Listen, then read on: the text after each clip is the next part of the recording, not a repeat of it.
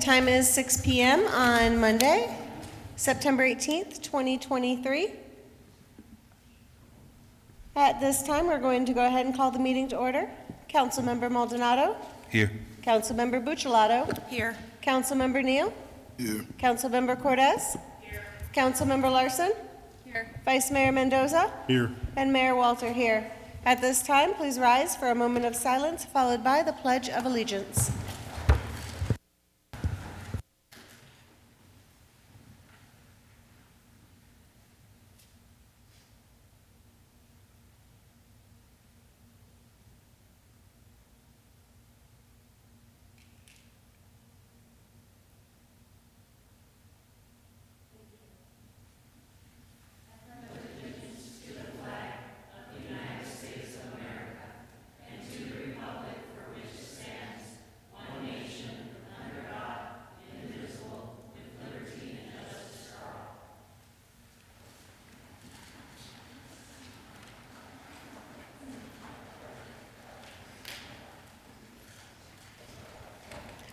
Item 5 is call to the public. Call to the public for public comment on issues within the jurisdiction of the Town Council. The Council rules limit public comment to 3 minutes. Individual council members may respond to criticism made by those commenting, may ask staff to review a matter raised, or may ask that a matter be put on a future agenda. However, members of the council shall not discuss or act on any matter during an open call to the public unless the matters are properly noticed for discussion and legal action.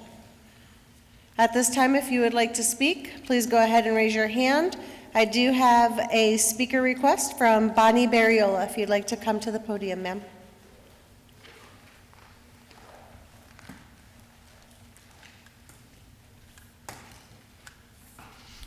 Bonnie Barriola, Maricopa County. I had a long speech prepared, but I think I'm going to dispense with that and just go to the very last paragraph and say, tell you that you are all to be commended for running for council and attempting to guide staff in keeping the public safe and the local residents happy. Thank you. Thank you, Ms. Barriola. Ms. Courtney Ramirez?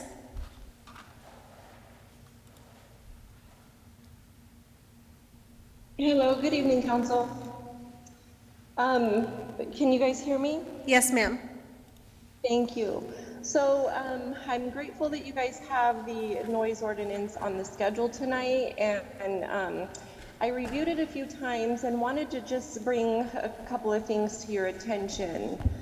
Is, you know, what we've been dealing with Western Crossing next door is them at multiple times during their current allotted time, whether it's 4 a.m., 4:30, whatever, and sometimes well into the evening, 8 p.m., 11 p.m., 1 a.m. And so some of the other fight back that we've had from the police department and staff is, oh, they're just staging. That is not constituted as construction work. Oh, the water truck doesn't count. Things like that. So, you know, through this last 14 months, they've been pulling up next to our homes and idling, listening to music, loading equipment, banging on things, using, you know, saws, the beepers, the emergency beepers on the equipment. And many things that the officers are claiming is just staging.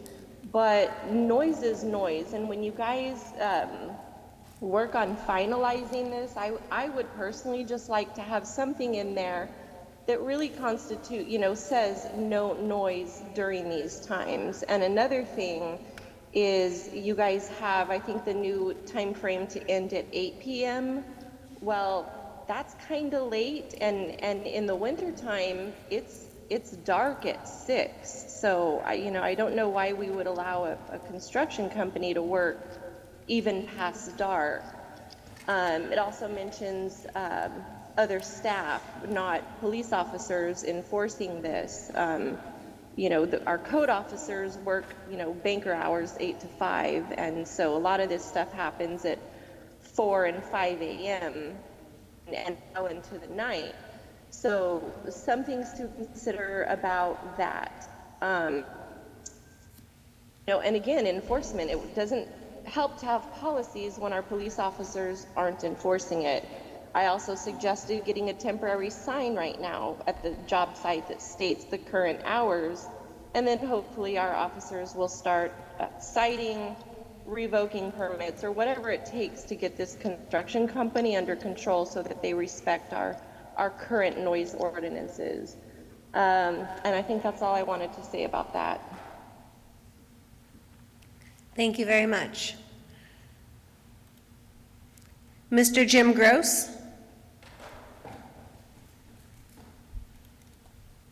Hi, thank you. My name is James Gross. I am a resident of Florence since 2008. I currently reside in the Anthem Merrill Ranch community, and I'm speaking today in opposition of the proposed changes to the town's noise ordinances. After reading the proposal, I believe that it's really focused at trying to explain municipal noise and construction and development noise and public works noise. But I think it does a terrible job in terms of describing or explaining or defining the public's generation of noise and what that really means. And I have a problem with the fact that it's called out as a criminal Class 3 misdemeanor. And I just want to give a couple examples of how the noise ordinance that currently exists works today. Basically, the way it works today is at any time of the day or night, for any reason, anybody can call and complain on a neighbor or a construction site or any other thing because the noise is, in their opinion, unreasonable, an annoyance, excessive, etc. There's no definition of what those things are. But once the complaint is made, and it can be made anonymously, the police are forced to respond to that. So the police come to the house, whether they hear the noise or don't hear the noise or whatever is really not at issue. And they'll issue a warning usually the first time they come out. And if they get called again a second time, and they'll tell you when they come out the first time, and I've had this happen to me on 2 separate occasions where they've come to the house because a neighbor has called and said, hey, I hear music, it's too loud. But the police officer will come to the door and say, I don't believe that this is too loud. I can't hear it from the street. I didn't hear it until you opened the door. However, I have a complaint, so I have to respond. And oh, by the way, this is a Class 3 misdemeanor. If I come back again, you're going to be charged with a crime. And so that's kind of frightening to me because, just some music that the officers themselves don't even believe is a crime, they're saying, I could charge you with this. On a separate occasion, I've had officers called to the house where they couldn't even hear the music from the road. They had to come into a private park behind the house, and only walking along the back fences of the neighborhood could they find through an open fence, not a brick wall fence, but an open grate fence, where the music was coming from, and then issue the warning. On another occasion, it was a group of 10-year-old girls singing, Disney music in the pool, where, the officers had come to the house and said, hey, your neighbors are complaining. They have to stop 2 o'clock in the afternoon. It doesn't matter. If they call again, I have to come back and I'll cite you with the Class 3 misdemeanor. You have about 15 seconds, I'm sorry. Sure, so I think that there's a couple things that the city should think about, right? Number one, maybe this shouldn't be a Class 3 misdemeanor, so think about that. Number two, maybe we need to define what the violation really is in terms of decibels. I sent an email to the council members and the mayor and the city manager on that respect. Thank you very much. That was our time. I do want to acknowledge that we did receive an email from Mr. Jim Gross. Were you able to print that for us? Okay, if you want to bring that up, I will disseminate it, as well as I just want to bring to council's attention that we also received an email from the Home Builders Association of Central Arizona regarding the proposed revisions of the town's noise ordinance. So, hold one moment. Thank you, Councilmember Cortez. Is there anybody either in the audience or virtually that would like to speak at this time? If so, please go ahead and raise your hand. Okay, seeing no further calls to the public at this time, I will go ahead and close the first call to the public. Item number 6 is presentations. Presentation of the 2022 General Plan Award from the American Planning Association. Mr. Harvey Kraus.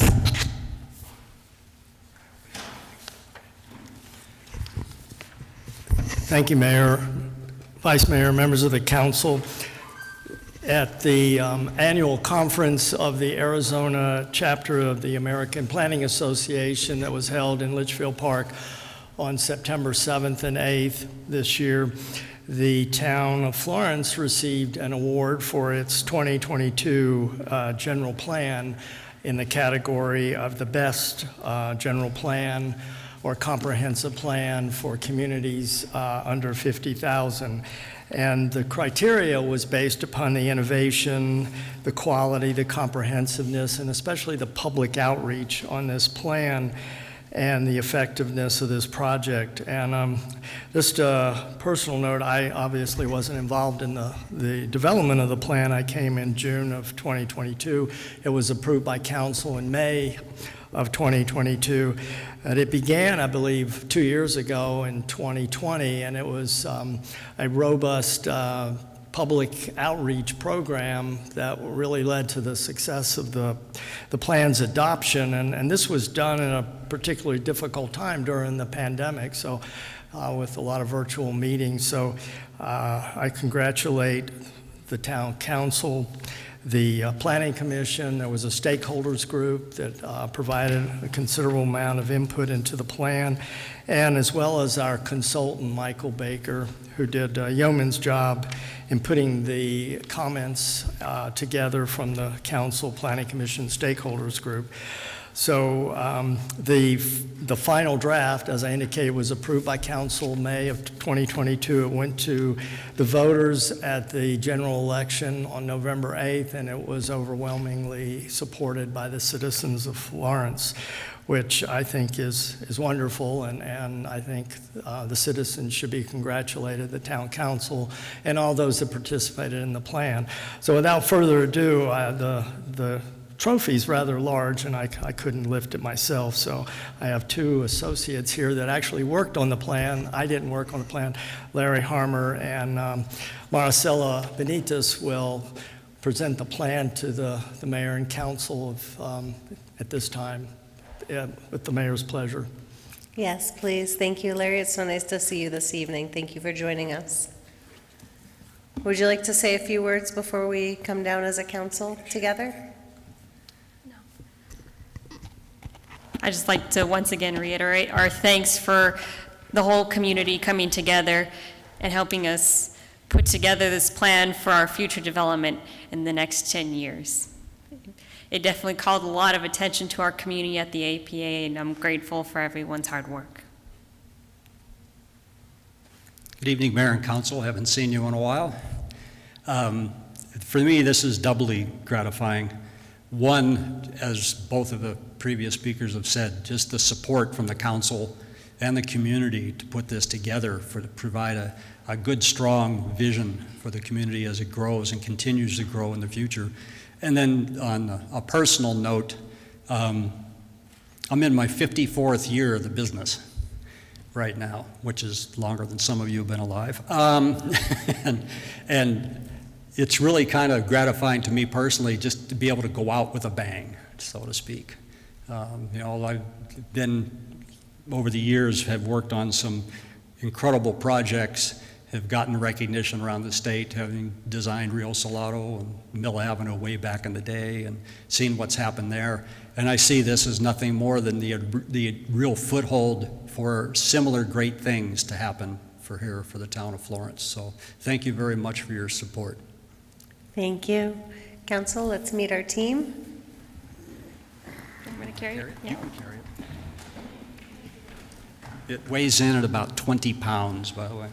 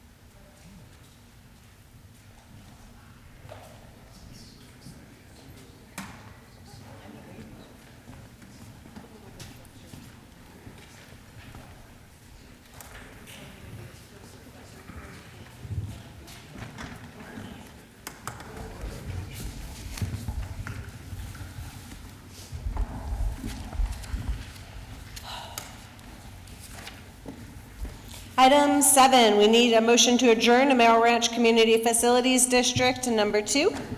Make a motion to adjourn to Merrill Ranch Community Facilities District number 2. Second. Motion and a second. All in favor? Aye. All opposed? Motion carries. Item 1 is resolution number MRCFD 246-23. This is discussion and possible action on a resolution of the Board of Directors of Merrill Ranch Community Facilities District number 2, approving and authorizing the execution and delivery of a 10th Amendment and waivers, Assessment 10 Area, Unit 30A1 for district development, financing participation and intergovernmental agreement. Merrill Ranch Community Facilities District number 2, authorizing and ratifying the giving of notice of hearing with respect to approving a feasibility report, which includes identifying the public infrastructure of the projects, the areas to be benefited, the expected method of financing, and the systems of providing revenues to operate and maintain the projects. All is provided in such a report, approving such feasibility report and resolving the intent thereof, and ordering the work with respect thereto. Ms. Becky Jimenez. Good evening, District Manager, District Board. This is in regards to Area 30A1 and CFD number 2. We have a feasibility study that you're going to be asking for a public hearing on, and this consists of 58 lots within 15.08 acres. The parcel is in Merrill Ranch Community Facilities District number 2, south of Franklin Road on West Meadowlark Way, West Cactus Wren Way, West Mockingbird Way, Lexington Drive, and North Presidential Drive. The description of improvements are in detail, but they're storm drain improvements and street improvements. We have a estimated cost funding through the bond issues and engineering $403,100, storm drain $116,211, streets $757,968, for a total of $1,277,279.30. The bond is requested for $203,000. The timetable for completion of the projects is the engineering is completed already, the storm drain is completed, the street improvements will be done in September 2023, this month. We have 58 lots assessed at $3,500 for a total of $203,000 to pay for the cost of issuance and acquire public infrastructure from the developer. The assessments will be placed on the tax bill. The price per each assessment going on the bill is $6 through the county, but we charge an administrative fee of $18 per year for the assessment, and the fee includes staffing oversight. The average principal and interest payment is about $340. The assessment may be paid in full at any time, providing flexibility to the residents within the district. So you can see the breakdown of the sources and uses of the funds. Tonight we have Jack Lepper representing Stifel in lieu of Mark Reeder, and Paul Gale, our bond counsel from Greenberg Traurig, here to answer any questions in regard to this. At this time, Jack Lepper would like to make a short presentation on the area.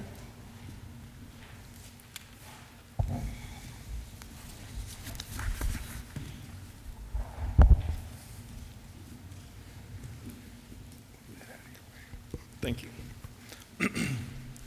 Madam Chairperson, members of the board, my name is Jack Leeper. I'm from Stifel. Our firm is serving as underwriter for these $203,000 of special assessment lien bonds for assessment area 10 or unit 30A1 of CFD number 2. I'll be going through some more info on the deal. Becky did a great job of covering most of the important details. But this transaction will be very similar to previous special assessments of this district. There will be 58 lots that cover about 15 acres. Each lot will have a $3,500 principal assessment applied to it, which the parcel owner can either pay back over 25 years, or if they choose to, they can prepay their assessment twice a year. The parcels themselves have plenty of value according to the county assessor. So looking up the full cash values for each lot, the value to lien ratio, which is the value of the land versus the assessment, is very high. At the low end, it's 26 times, and at the high end, it's 42 times. So that's a very strong security in the unlikely event someone were to not pay their assessment and a foreclosure would need to take place. There would be plenty of value to cover the assessment. The public infrastructure to be acquired is storm drain improvements and street improvements, as well as engineering. So I have a very quick PowerPoint to go through with you. This first page shows where in CFD2 Unit 30A1 is. It's on the north end right there, right in that red square that you can see.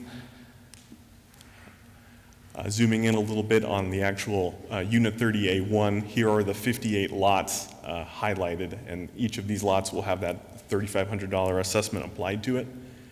And each lot already has APN numbers associated with it, and final plats have been recorded. Some pictures of the Unit 30A1. This was as of September 1, and I believe all of the infrastructure has been completed, the street improvements, the storm drain improvements, and you can see these 6 pictures give you an idea of what it looks like out there. So that concludes my quick presentation, and I'm available to answer any questions anyone may have.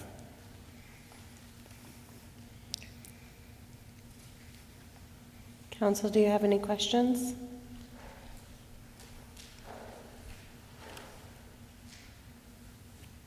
Just giving everybody an opportunity in case they do.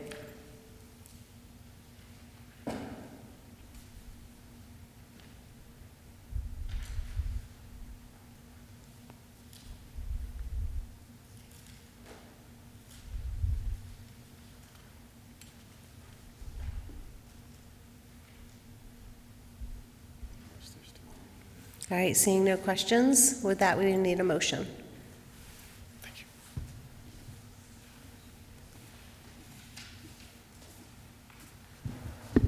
I'll make a motion, we approve resolution MRCFD2 246-23. One moment, please, hang on. Cliff, please proceed. Sorry to interrupt. We need to open and close the public hearing. Thank you.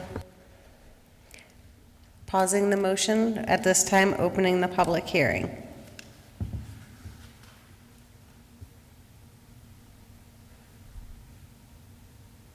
If anybody wishes to speak, please raise your hand. Closing the public hearing. Now we have a motion, and do we have a second? Second. All in favor? Aye. Aye. All opposed? Motion carries. Item 2 is resolution number MRCFD 2247-23.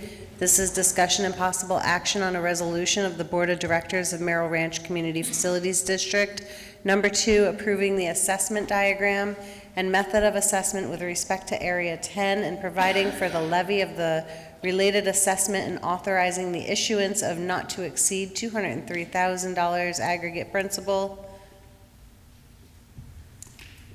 amount of the special assessment lien bonds, assessment area 10, and approving the form thereof, authorizing the execution and delivery of an indenture trust and security agreement, a bond purchase agreement, and certain other documents with respect to the bonds, approving a preliminary limited offering memorandum relating to the bonds, and approving and authorizing the execution and delivery of a final limited offering memorandum related to the bonds. Ms. Becky Jimenez. Yes, this is just for the issuance of the bonds, you approving them, so.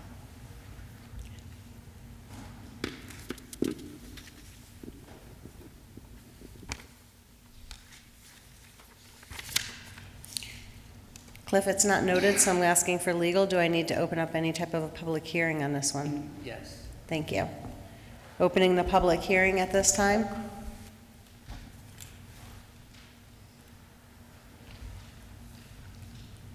Seeing no movement, we need a motion.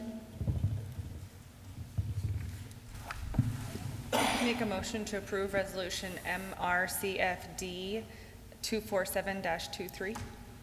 Second. We have a motion and a second. All in favor? Aye. All opposed? Motion carries. Thank you. Item B is discussion approval, disapproval of the July 17th, 2023 minutes of the Merrill Ranch Community Facilities District number. Trish Buchanan. Number 2 is what it should have read.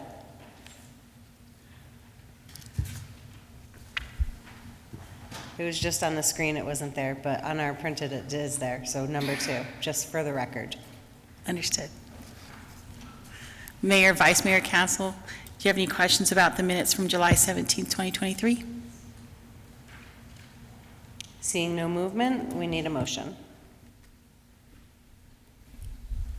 Make a motion to approve the July 17th, 2023 minutes of the Merrill Ranch Community Facilities District number 2. Second. We have a motion and a second. All in favor? Aye. All opposed? Motion carries. Need a motion to adjourn from Merrill Ranch Community Facilities District number 2. I make a motion that we adjourn from Merrill Ranch Community Facilities District number 2. Second. Motion and a second. All in favor? Aye. All opposed? Motion carries. At this time, we have number 9, which is our consent agenda. All items on the consent agenda will be handled by a single vote as part of the consent agenda unless a council member or member of the public objects at the time the agenda item is called. The first item is to approve capital improvement estimates for police fire substations to be constructed within the next 10 years to be submitted to the Teschler Bice Development Impact Fee Consultant to calculate the police fire impact fee. And item B is to accept the register of demands ending August 31st, 2023 in the amount of $2,301,160.11. Ladies and gentlemen, that is our consent agenda. Does anybody want any item removed at this time?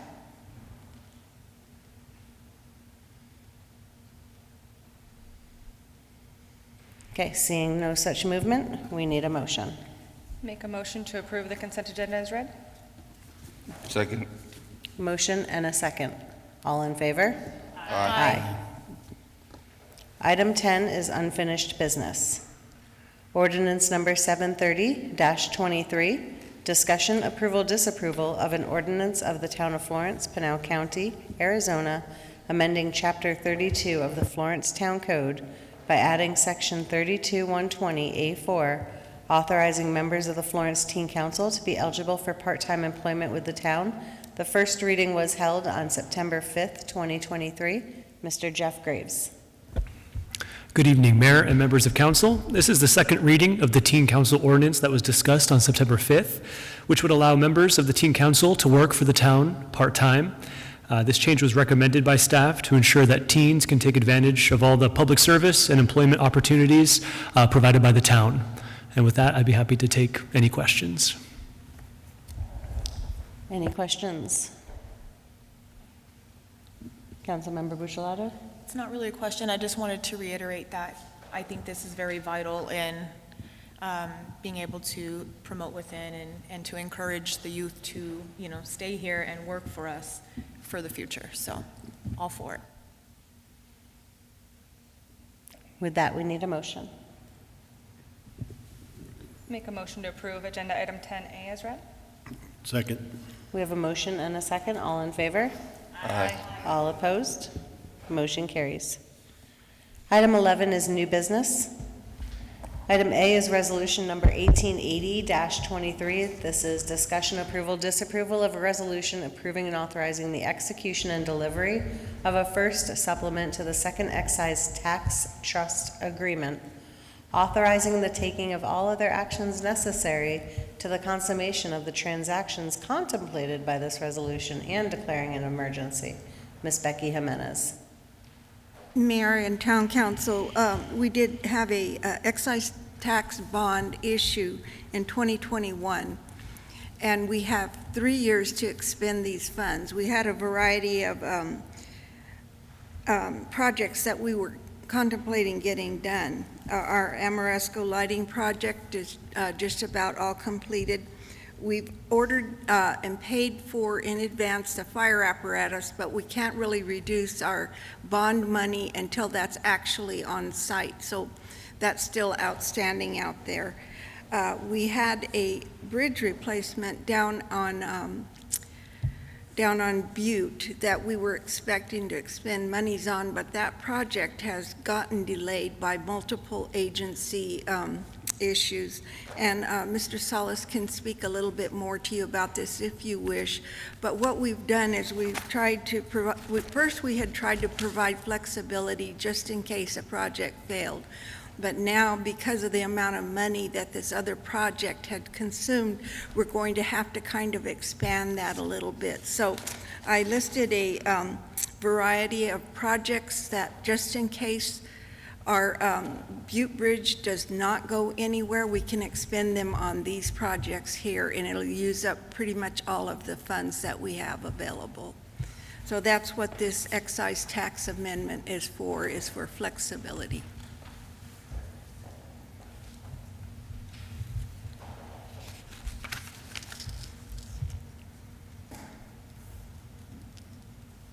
Council, do you have any questions on this?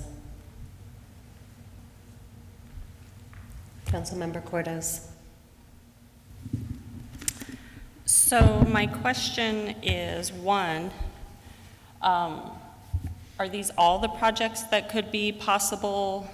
I mean, you guys compiled projects that will total the amount that you would like to see done, but are there projects out there that maybe council feels is a little more important than the ones that are listed here? Well, these are the ones that were budgeted for this year, and I did go through With the exception of one. Right. I did go through every single project that we had and tried to see if it could fit into this, and this is what I could come up with, because a lot of the other ones are considered WIFA, ARPA, they're covered by impact fees and things like that. So this is the majority of what I can accept for the one project. So these are ones that we've already budgeted for. We've already said we're going to do these projects regardless. Yes. So that's my question, though. We weren't presented with projects that maybe we weren't able to fit into our budget that maybe now we could get done because we're not going to be able to expend this money. And so that's what I'm looking for, is where are those projects that may have been, like, we all know that, and I don't know if this would fit into the CIP, but for example, we all know now, based on an assessment of our building that Parks and Recs maintenance works out of, that building needs to be completely gone. It's not, it's a tear down. Yes, something like that could be, if it fit into CIP, something like that could be done. It actually is in the CIP, the planning portion of it is, but from what I had already researched that and reached out, and that project is not going to be going until next fiscal year. It is also a development impact fee project, and I don't want to disturb that.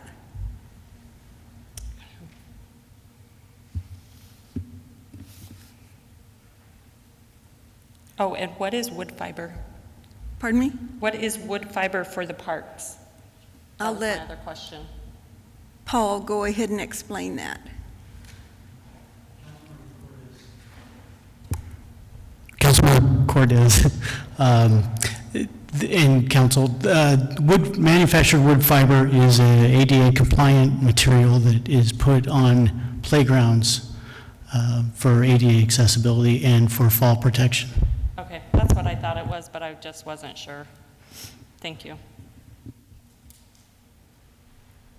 Are there any other questions or comments? Councilmember Buccellato. I also agree that the Parks and Recreation building is in dire need of replacement. And when I didn't see it on the budget, I think a couple of us were talking about that. So what impact fee, what are you trying to stay away from there? Can you just explain that a little bit more? Impact fees are accumulated, and that project is in the impact fee for expenditure. That means that we don't have to expend other funds.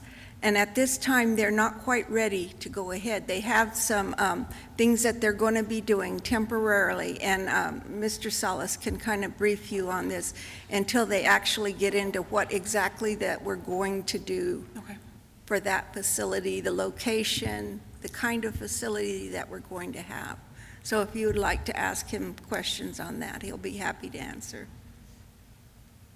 Mr. Salas?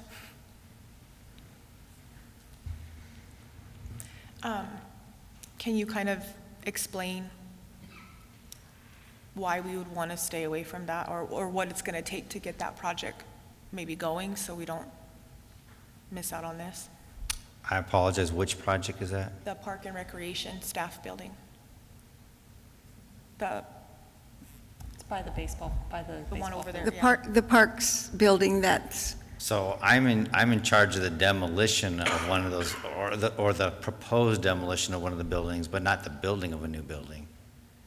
I think that Mr. Martin might be the best one to discuss the building of a new building. Yeah, the scope and ultimately location and design have work to do, so being able to utilize this fund in the short time that you have to be able to make that happen is not really feasible. Plus, you have those diff fees that would cover that cost specifically for that. If you use this one, then you'd have those diff fees that would maybe cover another project in Parks and Rec. But the idea here is this is more flexible to use, so if you had something that's not park related, then you could utilize this fund instead of utilizing the diff fund that will be beneficial for the parks. So it's not ready yet for scope and ultimately design. That's probably as close as you can get by the time this money would be required to be spent. So you're not going to be able to produce that building in the short time that this has. Thank you for clarifying, the three of you. Appreciate it. Vice Mayor? As far as the projects that we will replace, I mean, what is the time frame on putting those back on CIP projects and going forward with water barn, fire apparatuses, bridge replacement? How are we going to address those in the future? Yeah, so those all have opportunity, whether or not they can get under the wire, if you will. So this will be flexible, but this is just to make sure you know that there is opportunities to utilize this fund on those projects that seem to be more than ready, as opposed to the ones that were previously planned to be spent on. So the hope is, and that's actually in my report, is I can sit down with you, hopefully in your next work session, talk about the water facility and ultimately starting that design, for example, on a location that's feasible, and or that you use the design possibly that you have on property that you like as well. So that one might have a chance, but again, a delivery time frame for that may not fit with this, although part of it might, but not the full building. So that's part of the discussion that you have to have, at least in that particular project. Now, again, if there's other opportunities with other projects that come up in the next, say, 6 months, and you can deliver those in time for this, it'll be something we can slide in and work with, we'll do that. And if you have those projects, we'll do that. they have to fit in with what the new amendments it states, though. There's particular items that can be funded and can't. So we have to work within those parameters, just like we did with the previous one. Could you by chance send us an email describing what those parameters are? Sure, I sure will. That's a good point. Mayor, if I may. So, okay, so now, just because today I might not be clicking all the way. Now, when I look at this and I see these totals, these are, again, items that we had already budgeted for, for the fire tender, lift bags, the cemetery gate. I'm a little confused about the Heritage Park fencing. I don't remember us, approving any fencing at Heritage Park, but I'll digress out of that one. My question is, if these were to get done with the available funds that can't be expended right now on the CIP, because these are ready to go, when those funds are now being taken from a different pot, per se, does, let's say, for example, the fire tender is $412,000. Now, does fire have an additional $412,000 available to them? No. That's where I'm like trying to make sure that, because this list is very specific what it can be used on, but that, are we freeing up funds somewhere else? You're going to be freeing up funds because the funds that are expended out of the bond proceeds are excludable from expenditure limitation. So I will still have budget over in the CIP fund where these were budgeted from. And that would free up if you chose to do something with those funds, something else with those funds. But we would have a say in that. Yes, if you have. So it wouldn't just be like not attacking, not harping on fire, but that's just because it's the first thing on the list. They couldn't all of a sudden be like, oh, we're going to buy this for $400,000 and because the funds were there for them. No, because that's what they requested, and it's in the CIP, and I believe I've kind of swept their whole CIP and parks as well. So you will have additional budget there. Okay. Well, and I am going to, now I will go back to my statement, though. For this Heritage Park fencing, this is news to me, this project, and if it's the fencing that I'm thinking of, I know council did not, to my knowledge, we did not approve that fencing request. So I guess I just need clarification of what this fencing is. It was in the CIP. But what are we fencing? Oh, okay. Councilmember Cortez, members of the council, the fencing project is related to the Heritage Park ball field fencing at, I believe it's ball field 2 and 3. The backstops are curled up. It's become somewhat of a safety issue that we're concerned about and wanted to replace. So the softball, baseball fields? Correct. Okay, perfect, thank you. So two things. I know for Heritage Park, we have a pretty comprehensive plan, and I would like to see some additional discussion and movement on that because it's been sitting idle since 2019.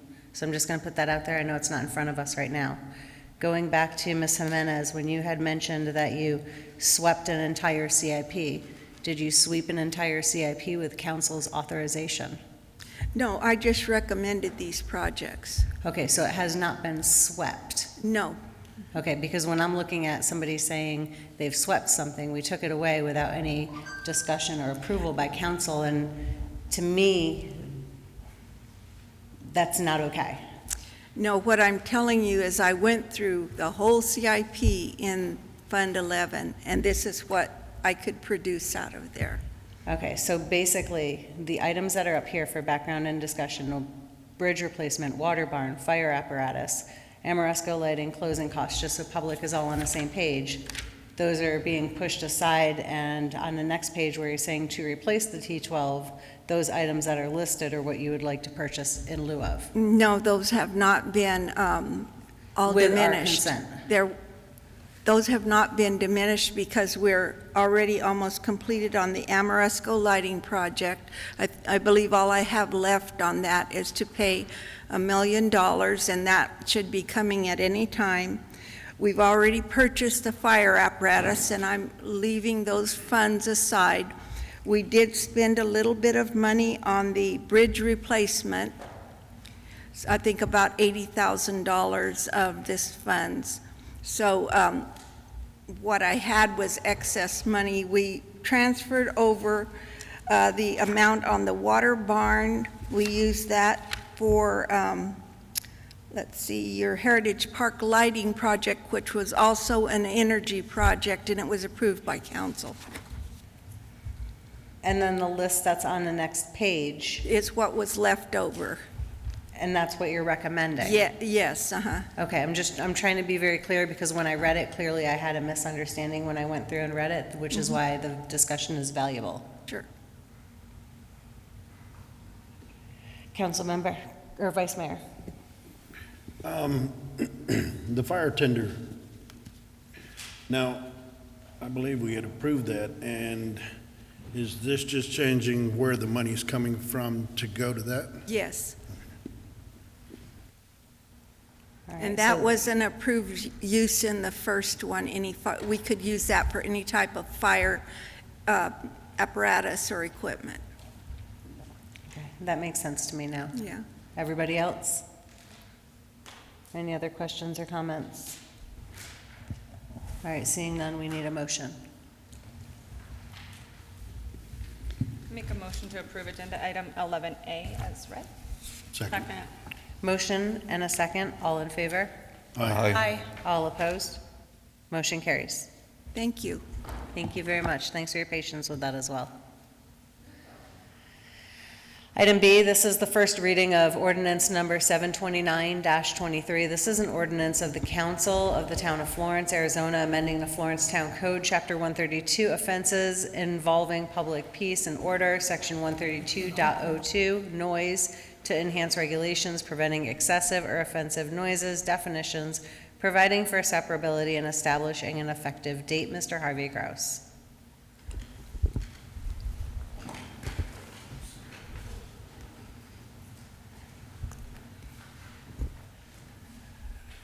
Mayor, Vice Mayor, members of the Town Council, I work closely with Chief Wall and the Town Manager on this particular ordinance.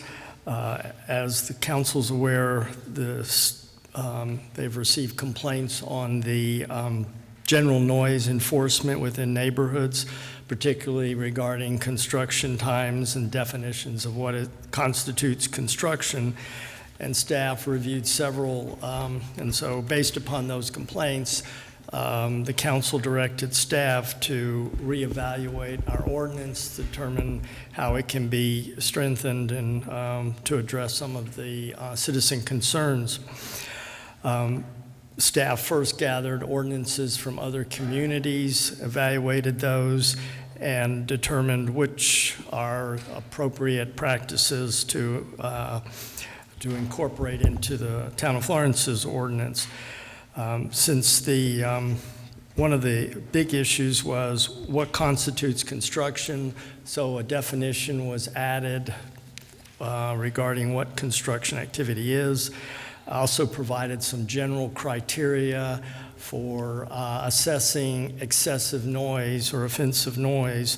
The police department is responsible for enforcement of this ordinance, and they needed more guidance as to what constitutes excessive noise.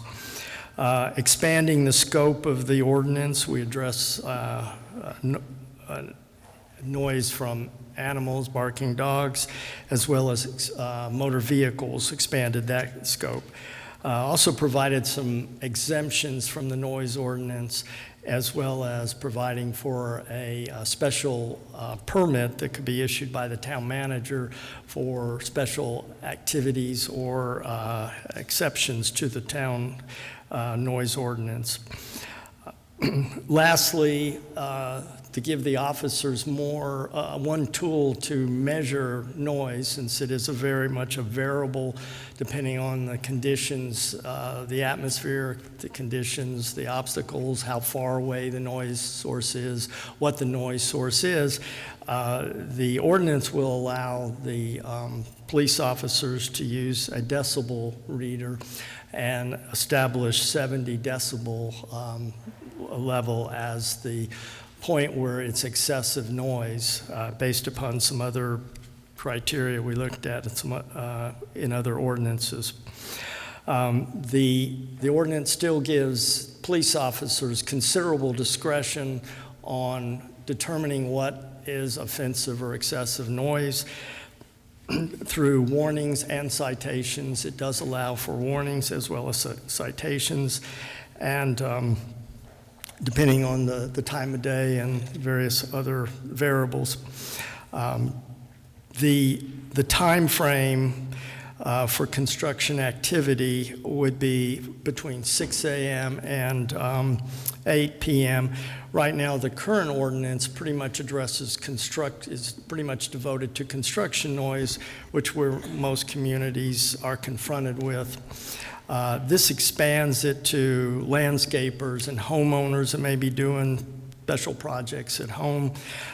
Monday through Sunday from 6 a.m. to 8 p.m., it would have allowed for these activities to occur. And the officers would be looking for excessive noise, primarily between 10 p.m. and 6 a.m. is when excessive noise would be unacceptable. And it does provide, as I indicated, some criteria for assessing what is excessive noise based upon a reasonable person's evaluation of the noise. As I indicated, the scope of the ordinance has been expanded. Let's see. The manager would be authorized to issue permits for temporary exemptions for the noise ordinance based upon some activities such as a downtown event, outdoor events that may create a lot of noise. That's pretty much the crux of the changes to the ordinance. As the mayor indicated, we did receive a letter from the Home Builders Association objecting to the time frame for construction. Typically, as the letter indicated, contract work, pouring of concrete typically occurs at 5 a.m. In the summer months, as well as work beginning at 5 a.m. because it's lighter, and of course the heat creates the environment for starting earlier. So that concludes my comments. The chief may want to piggyback on my comments. Mayor, Vice Mayor, council members, thank you for this opportunity. I'd like to go and add the construction times that we put in there from 6 a.m. to 8 p.m. really are somewhat negotiable. What we're trying to do is make sure that we addressed some of those citizen concerns. And those concerns were that our construction was starting too early. What we took into account is that if construction started before 6 p.m., the special permit process would have to go into play. So it's not saying that construction cannot start at a different time. It would just be a special permit that the construction company would have to go through in order to go ahead and start at a different time other than 6. Again, we wanted to come through and present council, something for council to go ahead and look at. We're not pressed to have that time in. In fact, when we were around the table, most of us thought that the normal times that we already had would probably go ahead and come back in. Hence why we have on the yes vote, if there are revisions to the policy, we'll add those in at that particular time. So we're willing to take whatever direction council has in regards to time for construction. Russell, do you have anything? Yeah, I would just, in reference to the couple of public letters you received, I want to point out, if you look at enforcement, page 7 of the ordinance, it talks about the requirement in 1, dealing with a complainant that's willing to help process that.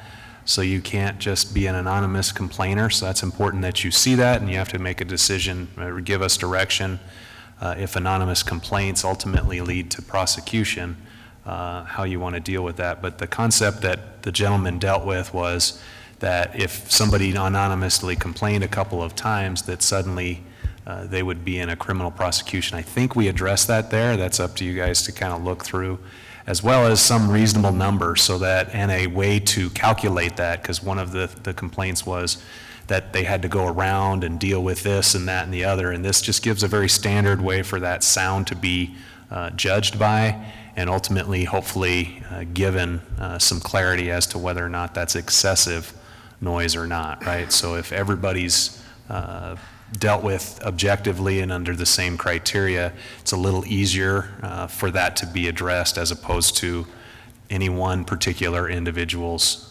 feeling or otherwise about it. So that should help at least some level of objectivity. The other, consideration, just what the chief just said, the home builders discussion was related to the hours, right? And so the discussion was, well, when we have concrete work and we want to start earlier than that, a lot of the different valley communities have a set time, and some will just go, and in some concrete projects, depending on how big they are, they want to start very early in the morning. And depending on where they are, they may want to see, and it may be easy enough for us to permit something like that to occur in an area that does not have a lot of development or would not do that. Now, in the cases that we're dealing with now, that wouldn't be acceptable to start even earlier. But in some areas where the development is just started and it doesn't have a neighbor to deal with, then they may be able to start earlier. But then they would plan that, they would come in and ask for that assistance and that extra time for that project, specifically for that purpose, and they would go through that. And again, the opportunity, if we get complaints or get concerns, that we would be able to go back to that special time and say, that's not working for one reason or another, right? And be able to revoke that permit if we had issues. So it gives a lot of flexibility. I think it actually is, in some cases, better for those home builders and better for those situations. But the straightforward nature of it, consistency across the board, and keep in mind this is dealing with people in their own homes, and their neighbors, from 6 to 8. It was just for the consistency across, not dependent on which day, just consistency across, easier to enforce, easier to understand, easier for us to educate. So again, if you took this, one of the options could be is you could add to, I think it's page 5, number 14, that'd be what, F14? You could say up to 1 hour prior to for concrete, right? Which would kind of be consistent with our previous ordinance. So that's maybe another option to consider if you want to do it that way, as opposed to, if you will, every time someone wants to be before 6 o'clock for, say, a concrete pour, they'd have to come in for a special permit. So a couple of different options. Hopefully that gives you a little bit to chew on, and then maybe give us some feedback. Okay, council, who wants to go first? Vice Mayor. Does the town own a decibel reader? The What was police, the question? Hang on. Yeah. Stand by. Does it own a what? Decibel reader.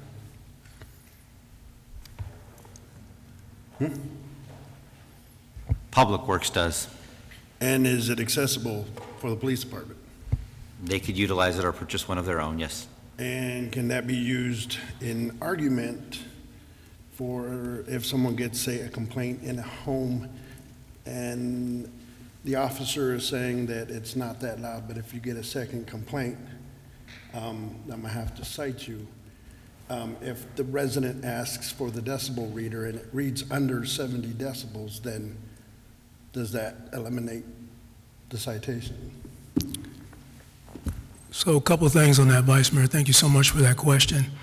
And although my colleague has a decibel reader, I would come back in to go ahead and say the police department would need their own, and that decibel reader would need to be calibrated each year. I think that kind of goes to your question. Number one, if this is approved and the decibel reader does not read 70 dBs, then there would be no citation issue, there would be no infraction. If it reads 70 dBs, then the officer can make a determination about what he or she is going to do at that particular point. However, that does not necessarily mean that a ticket will be written. 70 decibel levels is the equivalent of a washing machine running, a vehicle going 60 miles an hour. So I still think that there is room for an officer to go on scene and make a determination based on reasonableness whether or not that noise is annoying enough to someone to go ahead and cause a citation to be issued. One thing I'd like council to remember that this is a Class 3 misdemeanor. So for the police department, this is an arrest. So we have to make sure that certain requirements are met in terms of reasonable suspicion and getting the probable cause. We have to determine culpable mental states. So when we go in and we talk to somebody, we're asking that question, did you know about this ordinance? If they come back and say no, then that's when the warning comes into place. And then if we end up having to go ahead and come back out, then the officer can go ahead and make a determination about making an arrest. So I don't want council simply to think that we're issuing a citation and we're moving on. That citation is in essence an arrest. It's not a physical arrest, but it is an arrest. Thank you. Councilmember Buccellato. Quite a few months ago, myself and Chief Wells had a conversation about the noise ordinance issues and stuff like that prior to the complaints that, about Western Crossing and other developers. And I think at that time, it was maybe just less than a handful of complaints, one of them being somebody called in a complaint out at the rodeo grounds on homecoming when they had an event out there. Besides that, there had been no other complaints pretty much for noise ordinance at that time. Am I correct on that, on saying that?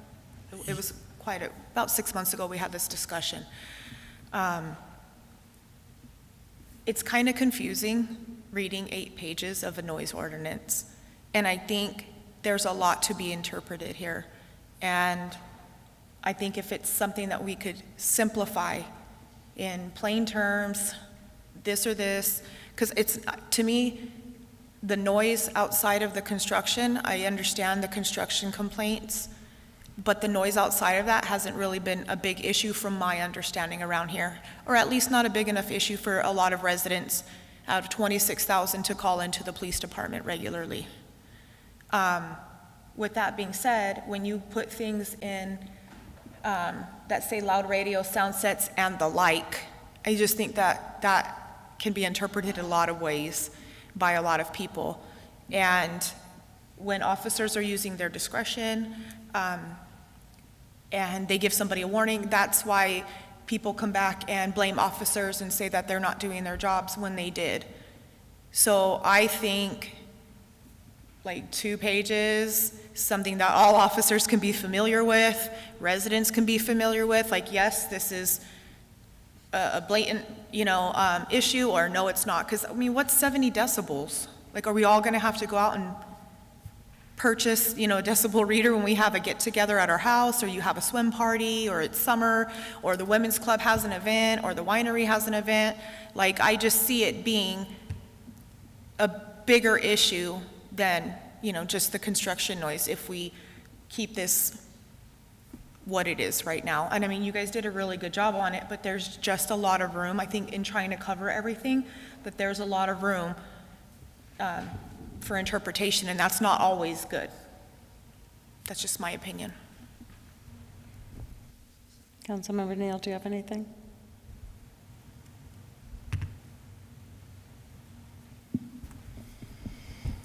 Honestly, she pretty much said what I was about to say. I just wanted to be known that this is a situation, no matter if you simplify it to 1 page or you make it a 300 page, you're still gonna run into the exact same problem. So this, in my eyes, this really doesn't fix anything. Yeah, I appreciate the work they put in. It's just, I've got a neighbor across the street. I can play church music on Sunday morning. She'll call me and tell me it's too loud. I can play nothing on Saturday night. She'll call me and tell me I'm playing music too loud. This is not gonna fix it. I think the officer's discretion is what it should be going off of. I think the special permits for the town manager is what it should be going off of. Because the average citizen ain't gonna read this. They're gonna say, they're bothering me, I want you to come out here and do something. And then it's gonna become a nuisance call for our police department. And one person's noise level ain't equal to the neighbor's noise level. So honestly, I just don't want to see this cluttering up our meeting, because you ain't gonna make everybody happy, no matter how well you write it. You're just not. I know, Chief, totally, we done talked about it. I don't even know how to explain it.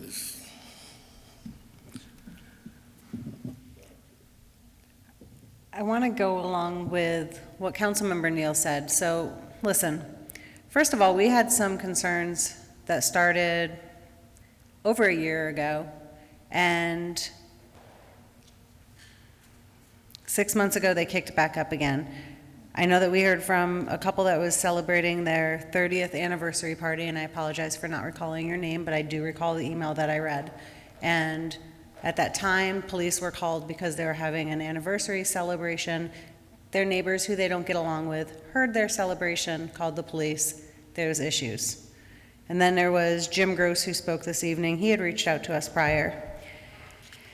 And then I'm not sure that he communicated this, but part of what he said is, I have personal firsthand experience with this ordinance and how it's, quote, enforced. It's not fair, objective in any way, shape, or form. My firsthand experience as an officer responded to an anonymous complaint of excessively loud music.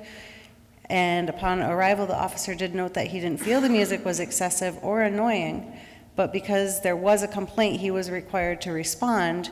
He was given a warning. He was informed that if there was another complaint, he'd be cited with a Class 3 misdemeanor for violating the town's noise ordinance. To me, that kind of shows that we're not, I don't know if we're tying our police officers' hands, because I never want to do that. I want to make sure that they can use their professional judgment and that they can, enforce it appropriately. And then there was another email that came in probably about 4 months ago. Again, somebody was having, a backyard get together. It wasn't loud, it wasn't unruly. And somebody heard it. And again, in this day and age, our houses in some of these communities are built so close together that sometimes if I'm yelling to my child, hey, I need hairspray, does anybody have any? My neighbor could hear me, and now I'm being loud and unruly. I think that we need to look at what we're putting into place. It doesn't need to be 8-9 pages long. I've looked at other communities since this agenda was posted and prior to it, and I'm talking 1 page should suffice. When you have 8 pages of code over what you can and can't do on your own property, I think that is us overreaching into somebody's personal space. So I would like to see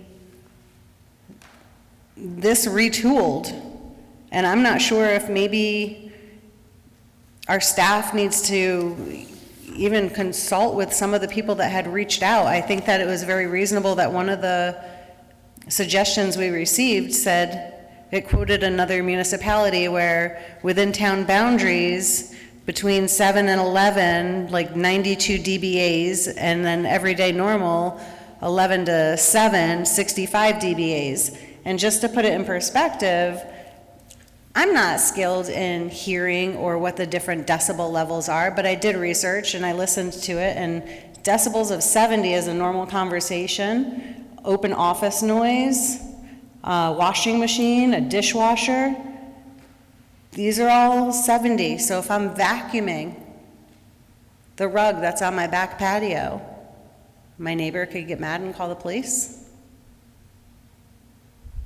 It's just things to think about. And making sure that when we're putting things in place, we're being consistent, we're being fair, and we're allowing our officers to do our job. Another concern that I have is, what burden is this going to put on our police and our police department? Like, do we have the staffing to do this? Do we need more resources to allot to your department? I want to make sure that we set you guys up for success. I don't want to overburden anybody, but I do also know with what was communicated with Western Crossings, the importance of making sure that our citizens feel comfortable and they feel safe. So it's just, again, a very delicate balance. Councilmember Larson. I want to echo the same sentiments. I think that this needs to be retooled down to a couple pages, simplified. There is some things I really liked and some things I really don't like, and just wanted to highlight some of those, so when retooling it down. The animal portion I feel is valid and fair. I think that the big difference is personal noise, meaning like from a residence, versus commercial noise for me. And so I don't like the idea of this being a criminal infraction. I like this to be a civil infraction if it's regarding a residence. I don't feel it's fair. Things that are just traffic violations are something I could relate to, because I feel like everybody has some knowledge of that. A criminal traffic violation would be the equivalent of a misdemeanor or felony DUI. So to have a criminal violation for a noise ordinance doesn't seem comparable to a DUI as far as what the repercussions, like you said, arrest. I can't get behind that. Somebody being a little bit too loud at night one night doesn't warrant them having an arrest, in my opinion. when it comes to construction, I do like the ability to start at 5 a.m. for that concrete work. And I base that off of the understanding of the email that we received and something that we could look into. I do like the idea of also the permit. I'm open to that as well, to have it earlier, but it does sound like, based off of the email we received from the Home Builders Association when they looked up the policies for Chandler, Coolidge, Gilbert, Maricopa County, and Queen Creek, they all start at 5 a.m. So I feel like it's only in everyone's sort of best interest to stay consistent with other surrounding communities. We want to continue to grow and develop, and we want to be business friendly, developer friendly, but we also want to balance, like Mayor Walter said, our citizens and making sure that they know that we care and that we're concerned. So whatever we do implement, we want to make sure that we do hold true to it, which is why I do believe it needs to be simplified and judgment does need to be used by the officer. So I do want to highlight that. And 5 a.m. for more of April to October. This seems more like that would be reasonable. I don't like the idea of anonymous complaints, because in this situation, neighbors who might be repeat offenders where they're just always going to be upset, it helps that neighbor identify which neighbor maybe they could point the speaker the other way, or which way they could, how they could more accommodate that situation. So I don't like the idea of the anonymous complaint. I would prefer that that's something that's relayed through to the offender, if you may. So that's just sort of the highlights that I guess I took away out of it. I do think it needs to be simplified and narrowed down, and also something that we can enforce, so that when we have situations, especially the construction work, we can enforce that. I hope that helps. Councilmember Maldonado. I'd like to echo a lot on the construction side. Being a blue collar worker, I can understand wanting to be out there before it gets too hot. So I agree wholeheartedly that 5 a.m. is good. The concrete work, it's hard work. Trust me, I've done it. And you want to stay out of the sun. So that I think that's a good thing that we're going to do, that hopefully change that to 5 o'clock like our neighboring towns. Me personally, I don't see a big thing either since I've been on council, or even before that, as far as public nuisance, noise ordinance. Not as much as I've heard more on the construction side in my 9 months sitting on council. So I say, I understand that sometimes there's extenuating circumstances on job sites, but that's where we need to build that relationship with that construction company and find that POC. Don't go to the worker, just go to the head person and just investigate, see what's going on, and build that relationship to see why, either if stuff is really actionable and if it's actually warranted from the get-go. But we have to build that relationship with that construction management company. That's my 2 cents. Councilmember Cortez. We tricked y'all, I didn't go first today. So Chief, a couple questions. Can you tell me how many calls we've received, like in the last 30 or 60 days? Just noise complaints in general, just about how many calls have we received? Yes, ma'am, and thank you once again. I can't give it to you for the last 30 days, but I can tell you I ran it for the last year. And out of the last year, we had 117 calls, which averages out to about 2 calls of service for loud complaints each week.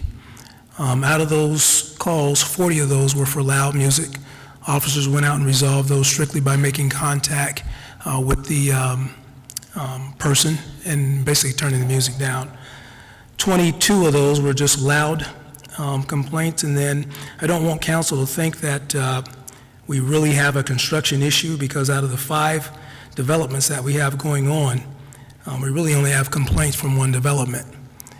And out of those complaints, there was 21 of those, and that comes from 1 individual. So we really don't have a large issue with our construction companies, just the 1 area, which is coming from 1 complaint.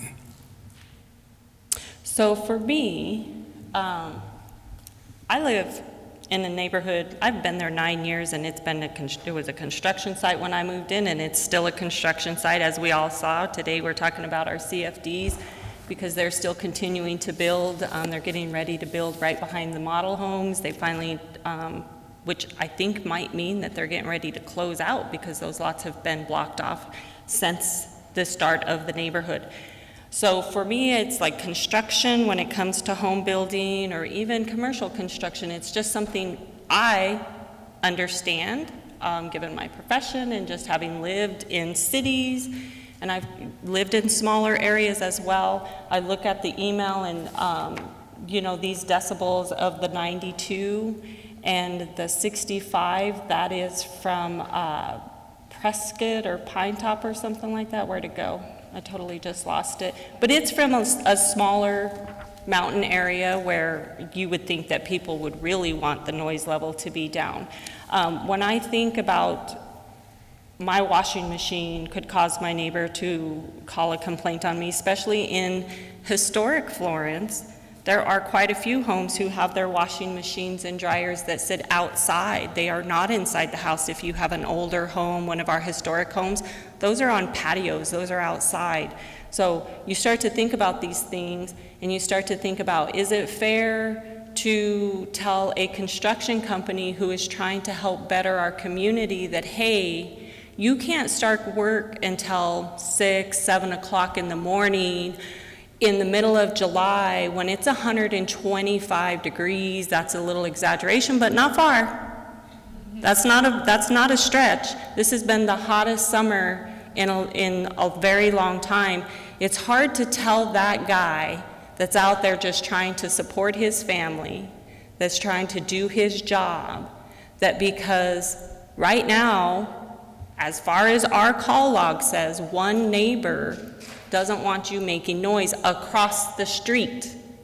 You're not even in their yard. You're across the street doing your job. It's hard for me to think that when our officers show up on a job site, and I'm going to stick with construction for a minute, that they make contact with whoever that construction person is, whoever that vendor is, whether it be the electrical, the concrete guy, the garage guy. They make a ton of noise if you've ever listened to a garage get installed. Any of those, whoever it is, the stucco guy, the landscaping guy, you make contact with them. They are all individual contractors who go all over the state and do work. And if we are not holding ourselves to the same standard as everyone else, it's going to be difficult when they come here because our rules are different. We have a different time than everybody else does. We have a different decibel than everybody else does. How do we actually expect these people to keep up? Yes, they should know the ordinance. Yes, they should know all that. But sometimes some of these businesses, they're just trying to do their job. And I would not be comfortable with threatening someone's livelihood. Some of these professions, a misdemeanor will cost you your job. So if your inconvenience of noise is enough to maybe cost this man his job or this woman her job, and then threaten the livelihood of their family and their survival, I'm not okay with that. And I think that we are on a slippery slope here because the numbers speak for themselves as to the number of calls in a year, 117 calls in a year, and of those, 21 of them from one resident, about one construction site, and we think 5 going on right now. One of them that has been going on for 15 plus years, however long it's taking to build Anthem, and not complaints like this. And Anthem literally lives in construction. You live in it. It's next door to you. And when I bought my house, I was one of the last ones in our specific little subdivision to be built, but there were still houses being built. You just understood that's part of construction. That's how it goes. I'm not okay with us giving special permits or anything. All they're going to do is just apply for a special permit. So if we're going to say the start time is 6, but hey, if you apply for a special permit, you could start at 4, then just set the start time at a time, and that's what it is. 5 o'clock, 5 a.m. The start time is 5 a.m. and the end time is 7 p.m., 8 p.m., whatever it is. And then I'm looking at it and I'm going 8 p.m. So if I have a party at my house, I have to end by 8 p.m.? Sucks to be my neighbors, because it probably isn't going to happen. I mean, I'll be honest with you. You guys all know I tell on myself all the time. I love to do that. But we are being so managing of people's happiness. When I buy a property, I have the right to enjoy my property. Yes, I understand there are limits. At 4 a.m., should my neighbors be having a party? No. I would hope they would move it inside. I hope they would turn the music down. If not, I would ask them to, and if they don't, then I would call the police department and ask them to come, ask them to turn the music down. But what we have to understand too is it's up to our officer to decide if that noise or that whatever it is, the 16-year-old that just got his brand new car and he's watched those movies where they have the loud, annoying mufflers, and he just wants that muffler so bad, and he's worked all summer to buy that muffler, and he finally has it, and now we're gonna give that kid a misdemeanor because his muffler is too loud at 5 o'clock in the afternoon? Because I know it probably really exceeds the 70 decibels. When I hear that kid at 11 o'clock at night come home, I go back to sleep because now I know he's home. He's not my kid. But that's how I know my neighbor's kid made it home, is because I hear his car. So it's crazy to me. It's like when the jets fly over and people get upset because the jets fly over. That's a sound of freedom. How do you get upset at that? So I'm just like, we're on this slippery little slide that I'm not comfortable with. I'm not comfortable with it at all. I don't understand why the codes we currently have, why aren't we just sticking with them? Why are we changing everything? We have codes, and our officers have been using their discretion when they go, and if they feel it is something that needs to be addressed, they address it. Is it being addressed, the 70 decibels on their property or the 70 decibels on the property that complained? Because then that's a question too. Is it you come onto my property to see how loud it is, or are you required to go across the street to the neighbor's house and see how loud it is over there? Because of course it's going to be louder on my property than it is theirs, but does the 70 decibels have to be where the complaint originated from or where the actual noise is coming from? Because there's my washing machine. And then, you know, what if I work nights? I want people to be quiet during the daytime. It's just, this is getting too messy for me, and in my opinion, just stick with what we already have. Set a very specific time, and that time applies. That's it. There's no special permitting. You know, why does the town of Florence get to make noise at 10 o'clock at night, but I can't? That's not fair. I don't care if it's a special event or not, that I'm gonna probably be at anyway, so I'm not gonna be home at 10 o'clock at night, but I might be home at midnight, and I might bring the party back to my house. I guess I'll keep it inside. But do you see my point here, that how we have gotten into this because really, one construction site. I read on social media about a neighbor who had the police show up to their house because the flag was making too much noise. Now, I don't know if this is true. It was on Facebook, and we all know how Facebook is like Google. You can't trust it, so whatever. But the flag, and I kept sitting there thinking, is it the rubbing of the material? Is it the clanking of the little lock that's holding it on there? What was about that flag was making so much noise that we had to call the police department? That's a waste of our resources. It's a waste of our officers' time.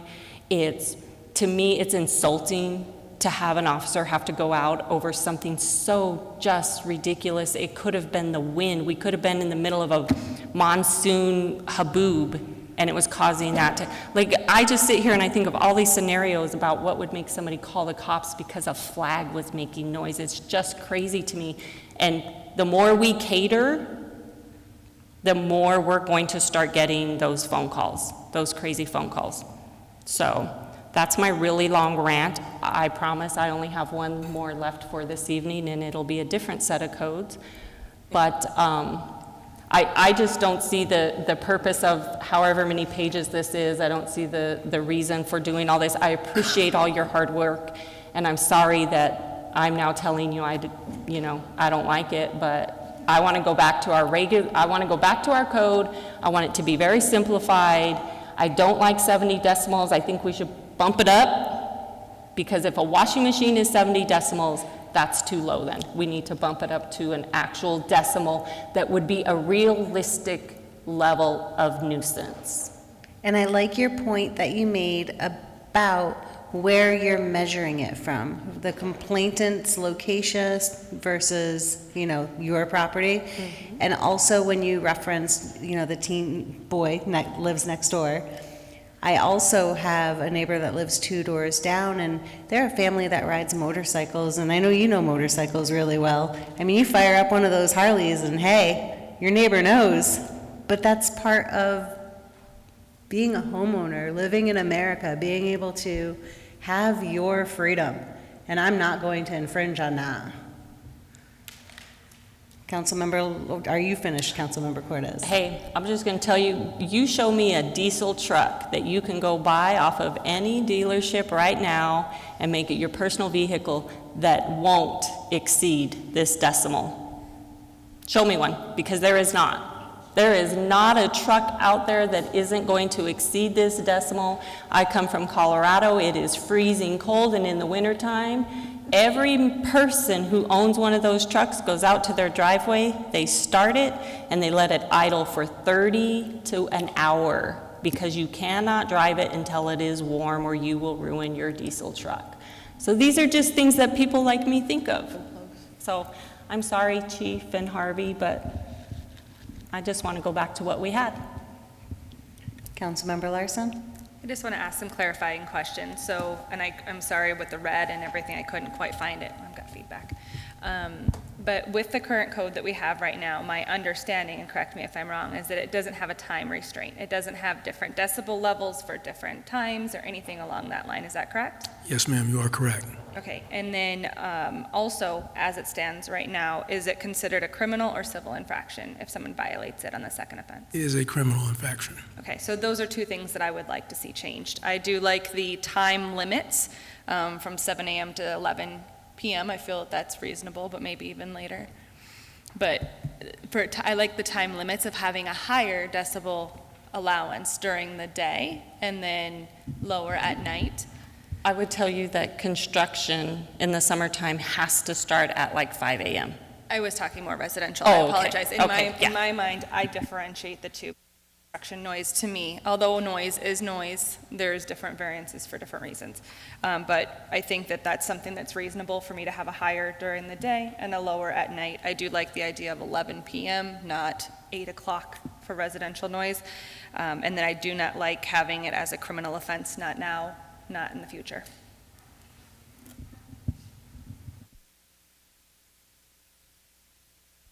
Councilmember Buccellato? I have a 7-year-old who's 70 decibels at all times. So I don't think that that's, anything near doable. Also, I agree with, if one person's calling it in and the rest of the neighbors haven't made a call from whatever area it is, I just hope that that's taken into consideration as well, And if you have one person, calling in a party or an event or something like that, I don't want to see anybody getting criminally, fined for this either, because it's just not, it doesn't make any kind of sense. And I'm going to keep it short because we've all pretty much talked about it, and we've all pretty much shown that we feel the same way about this. So I just wanted to say, and I wanted to clarify, I didn't mean they only had like 5 calls. I meant like 5, I want to say like 5, like you cited 5 people or something like that. It wasn't calls. I just wanted to clarify that because I think I said calls at the beginning, but thank you.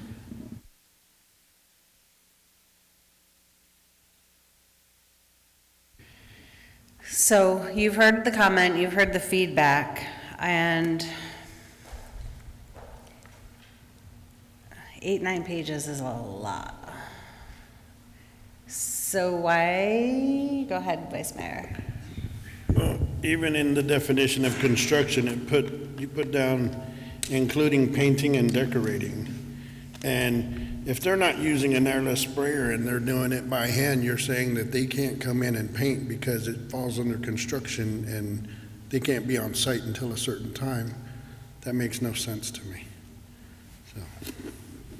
So why don't you, because I've even seen some like head shake in the audience. I know I'm sure there's people online that have some feedback. I'd like to see this a little bit more interactive where people have that option to look at it and give their feedback and not have it posted late Thursday. We have our meeting on Monday. Nobody knows that the information's out there. So, you know, unless they've talked to one of us or they read our agendas, they don't even have an idea that it's posted. I'd like us to retool this, put it out, but have some advance notice and communication with the public to say, hey, we're looking at this noise ordinance again. Here are some highlights. Here's a link to it. Send in your feedback. So that way we can engage and hear from the public who we represent and make sure that it's consistent and fair, something that everybody can support. And most importantly, I want to make sure that our police are taken care of so we're not overburdening our officers. Something that's frustrating to me is when I don't want to tie their hands. I want to make sure that it's in here that, they have that discretion, and maybe it is, and maybe I didn't read it correctly. Maybe I'm going through and listening to what somebody had said based on their experience, but I do want to make sure that it's communicated, but it's also, you have that professionalism. That's what you guys are trained for. Questions, comments? So let's make a motion to table this item and then bring it back at the next meeting. That should be enough time. Mayor, do you think that's enough time for the public input? Do you want to have public input? Not for public input, but we should be able to, because are they going to put it out on the next agenda where we just get some public input? Because our agendas are typically posted on a Thursday, and I'd like it out before then. So if it's not going to be the next agenda, I at least want the expectation that the information is out and it will give them that additional 2-week time to review it and communicate with us. Maybe would it be great to have a discussion this next meeting with what potentially we would put out, and then you could put it out for public discussion? Is that an option? That's fair. Does everybody agree? Is that the direction we want? Okay. All right. Can I have a motion to table it pending the comments stated? I'll make a motion to table this item to the next agenda, next meeting as discussed. Second. Motion and a second. All in favor? Aye. All opposed? Motion carries. Next item is item C, discussion approval, disapproval of the groundwater savings facility agreement with the new magma irrigation and drainage district. Mr. Chrysalis. Good evening, Mayor, Vice Mayor, members of council. As you may remember, within the last 3 months, we had an item go in front of council with a long-term storage agreement, transfer agreement with EPCOR Utilities. That agreement requires us to store our water at New Magma Irrigation District, NMID. This agreement with NMID now facilitates that other agreement, one and the same. So this agreement that we have now fulfills the need for, again, storing within New Magma. I guess as a little bit of a backstory, the town currently takes our CAP allotment and stores all of it for a future ability to either recover it or use it as it relates to long-term storage credits. So that does not change our philosophy for my last 7.5 years with the town of Florence. It's consistent, and it's consistent with our agreement with EPCOR.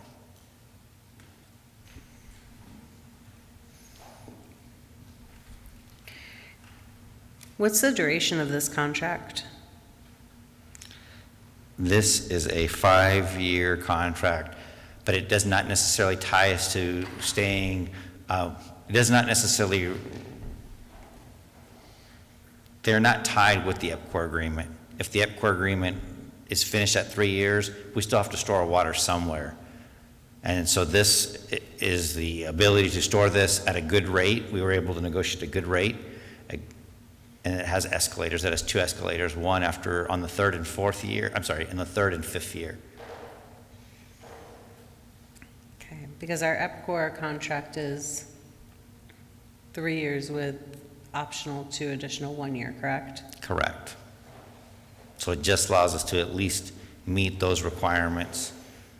And at that point, we will be evaluating whether we're with new magma, going back to Tonopah, or many other groundwater storage facilities within the state of Arizona.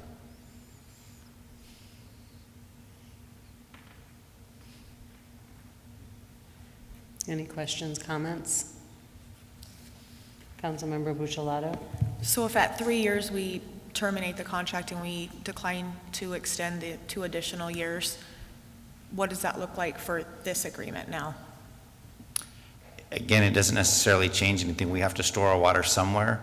And this, again, we were able to negotiate a good fee for this. So we would just continue to execute this through the remaining 2 years and use that time to shop for additional bids, if you will, between the multiple, again, storage facilities within the state. So could we do the same agreement, 3 with a possible additional 2 years for this one too, so they mirror each other rather than pull out of one and then have to figure out what we're going to do with the other one? The reason why we were able to negotiate that fee is by making that 5-year commitment. Like I said, if we could store this at many different facilities, there's no disadvantage of utilizing new magma versus, again, maybe a Tonopah or other facilities. There's nothing in this that, I guess, hinders us. In fact, the water gets closer, much closer to our area and our aquifer than what it was currently at Tonopah. So in some ways, it could be viewed as an advantage to what we were previously doing. Thank you. Councilmember Cordes? Well, I'm confused, so I hope you can help me get unconfused. Okay, so council approved an agreement with EPCOR. And I'm looking at this new agreement that is in front of us, and I'm listening to you, and I hear you say that it's for storage that we have to do regardless. Is that correct? We don't have to store our water, but we don't have an ability to do direct use today. So if we did not want to store our water, we could build a multi-million-dollar treatment facility, treat that water, but we don't need to. It's much more valuable for us to put it in the ground and then for future use. So we don't have to, but in theory, we have decided to store it for my time here.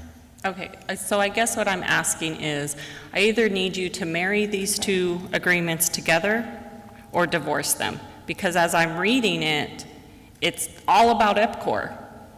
And it even says that a vote of yes would mean, a vote of yes would provide EPCOR with the appropriate credits in short-term agreement that will allow for housing development and to continue an EPCOR service area within the town of Florence limits. But when I'm listening to you, I feel like you're trying to disconnect the 2, but yet a vote of yes, to me, is connecting the 2 agreements directly together, because this is benefiting EPCOR for their need of water to continue building, for building to continue to happen, yes, within the town of Florence limits, but within EPCOR's service area. So am I off in some other world, or am I somewhat on track here? You're somewhat on track. So the one agreement that we processed with EPCOR already calls out the need to store our water at NMID. So on one hand, you could look at it like this decision was made previously by the approval of the EPCOR contract. It is a requirement to store that water at that location. But we needed to get that contract completed to move things forward, and then we were going to have to follow through with this other one. So you this couldn't come to us at the same time because we had to actually approve the first one in order for you to then go and work on this one? It's possible that we could have, but then we tied ourselves to NMID at the same time that we may not have approved the EPCOR contract. We wanted to get one thing completed and make sure that we weren't necessarily tying ourselves unnecessarily. Now, the reason why I'm saying that they are somewhat independent is that regardless of the EPCOR contract, we still need to store this water somewhere. And this is a very competitive storage rate that we've been able to negotiate. It's closer to our aquifer, so there's some philosophical advantages to storing it here versus Tonopah, which is nowhere near our aquifer. So there are some advantages, and it's very possible that afterwards in 5 years that we're having a conversation about lengthening or having a new contract with NMID that still would have zero to do with EPCOR, but is still maybe the best use of our CAP allotment. And there might be other, again, and at some point, way off into the future, we will build that treatment plant for millions of dollars and utilize that water. It may be 2070, but one day that will be a reality. And then our agreement in the other contract with EPCOR, are we sharing the cost of this with them? So there's not a cost to this. They pay us Okay, for thank the you. water. So it's $30 per acre foot for the first 2 years, $32 for years 3 and 4, and $35 for year 5. But you have a very good memory. EPCOR does pay us for all costs associated with that agreement. Okay, But this one, we're actually receiving revenue. okay, thank you. I appreciate that. Are there any other questions or comments, Vice Mayor? So if after 3 years, EPCOR decides that they've got their plant operational, no longer need our water, it just becomes our water from that point at that location, correct? Correct, sir.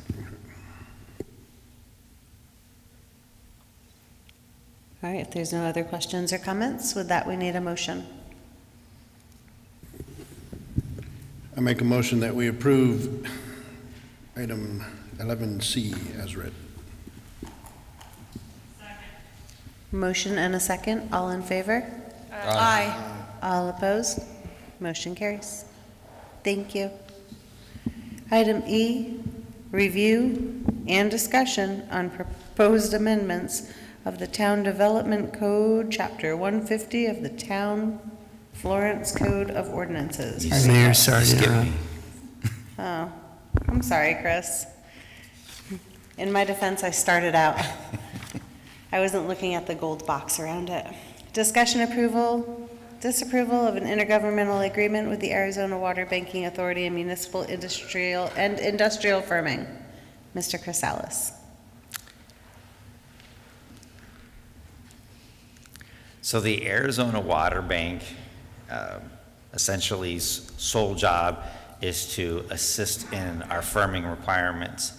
One of the things though that the benefit, so there's no cost to this agreement as well.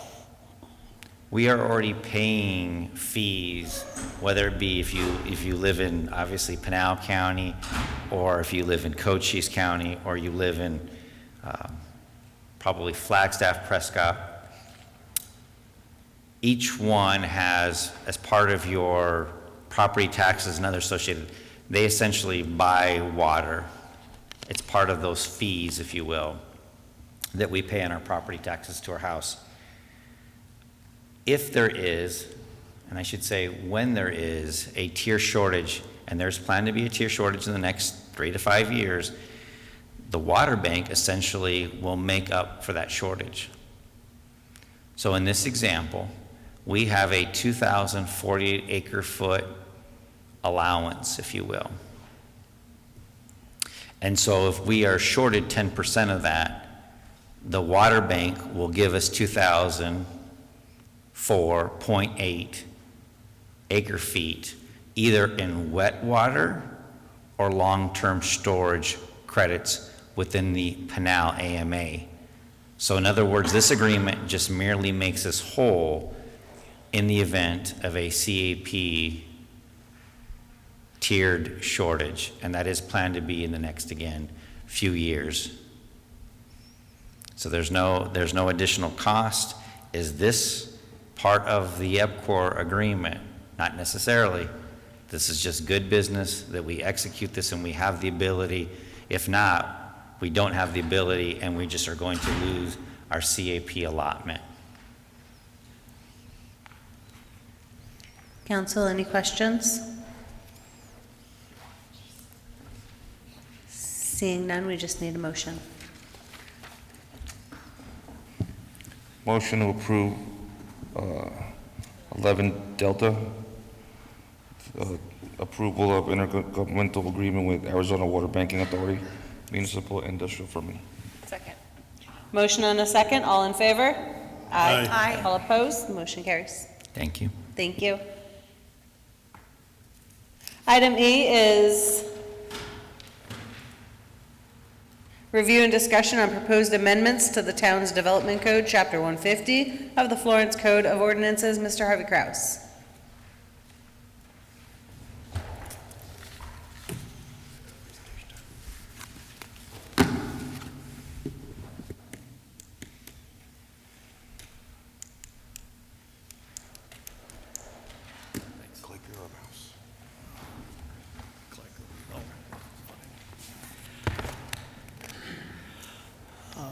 Mayor, Vice Mayor, members of the council.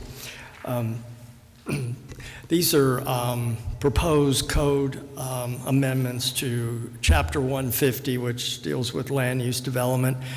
Over the last several months, the staff and Planning Commission have discussed these on 2 different occasions.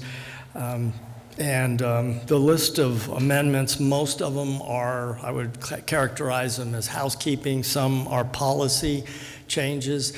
And the purpose, these amendments have been brought to our attention through the years, not just recent. Some of them we've collected over time, and it's time that we put them all together in a package to present to the Planning Commission, now to the council. And the purpose in this presentation is just to introduce you to these amendments and seek your input and counsel on whether you're in favor or opposed to it or changes. There's no right or wrong answer. These are policy considerations, most of them, and staff's not wedded to one way or the other. It's purely a matter of which way the town council feels comfortable with. So with that said, I'll quickly go over, I'll spend most of my time on the policy ones, but over the years we found inconsistencies between the district regulations and the uses listed under zoning district categories. So we have some, if you go to our zoning ordinance or the 150, there's 2 charts. There's one for residential, there's one for commercial, and it has all the districts. And then it'll have the uses listed, and it'll have a P, a C, or an N, whether permitted, conditional use permit, or a not permitted. And then under the districts themselves, there's site development standards, and there's also a list of uses. And sometimes there's been inconsistencies and conflicts, so we're trying to clean those up. There's also some terms that need to be defined, updated, or clarified based upon changes in the law and changes just in societal changes, because I don't think we've addressed them in many years. Then there's some new uses introduced to anticipate future needs as the town grows, and the way the staff has looked at this is as the community grows and we become more populated, we're going to get more uses, commercial uses, and there may be some uses you don't like, and the community doesn't like, but at least we're recognizing those and we're trying to regulate those rather than trying to be proactive rather than reactive to those uses. And then lastly, a major change would be in the plan unit development submittal requirements and approval process, which I'll discuss later, and then amendment to the approval process and expiration timeframe for preliminary plats, and that's a significant change. As I indicated, the Planning Commission reviewed these on October 6th of last year and April 6th of this year. There wasn't unanimity to all of these proposed amendments, but the majority seemed to be okay with most of the amendments. There's one amendment that has come up since then that they did not discuss, and I will brief the council on that one. As I indicated, I think most of them I'd characterize as housekeeping, especially the ones where there's conflicts. And then major changes in processing, how we process PUDs and preliminary plats. And there is policy considerations of new uses and limitations on certain other uses. And somehow we're not going there, yeah. So to start off with, group homes. That's an area that has been, there's a federal Fair Housing Act covers group homes. Those that are in group homes are often disabled or in a protected class, and they have to be treated accordingly. So the new nomenclature, more appropriate, is assisted living home and assisted living facility. So they're both licensed by the state of Arizona. Assisted living home is a single-family resident with 10 or less individuals for 24-hour supervisory care, either personal care or directed care.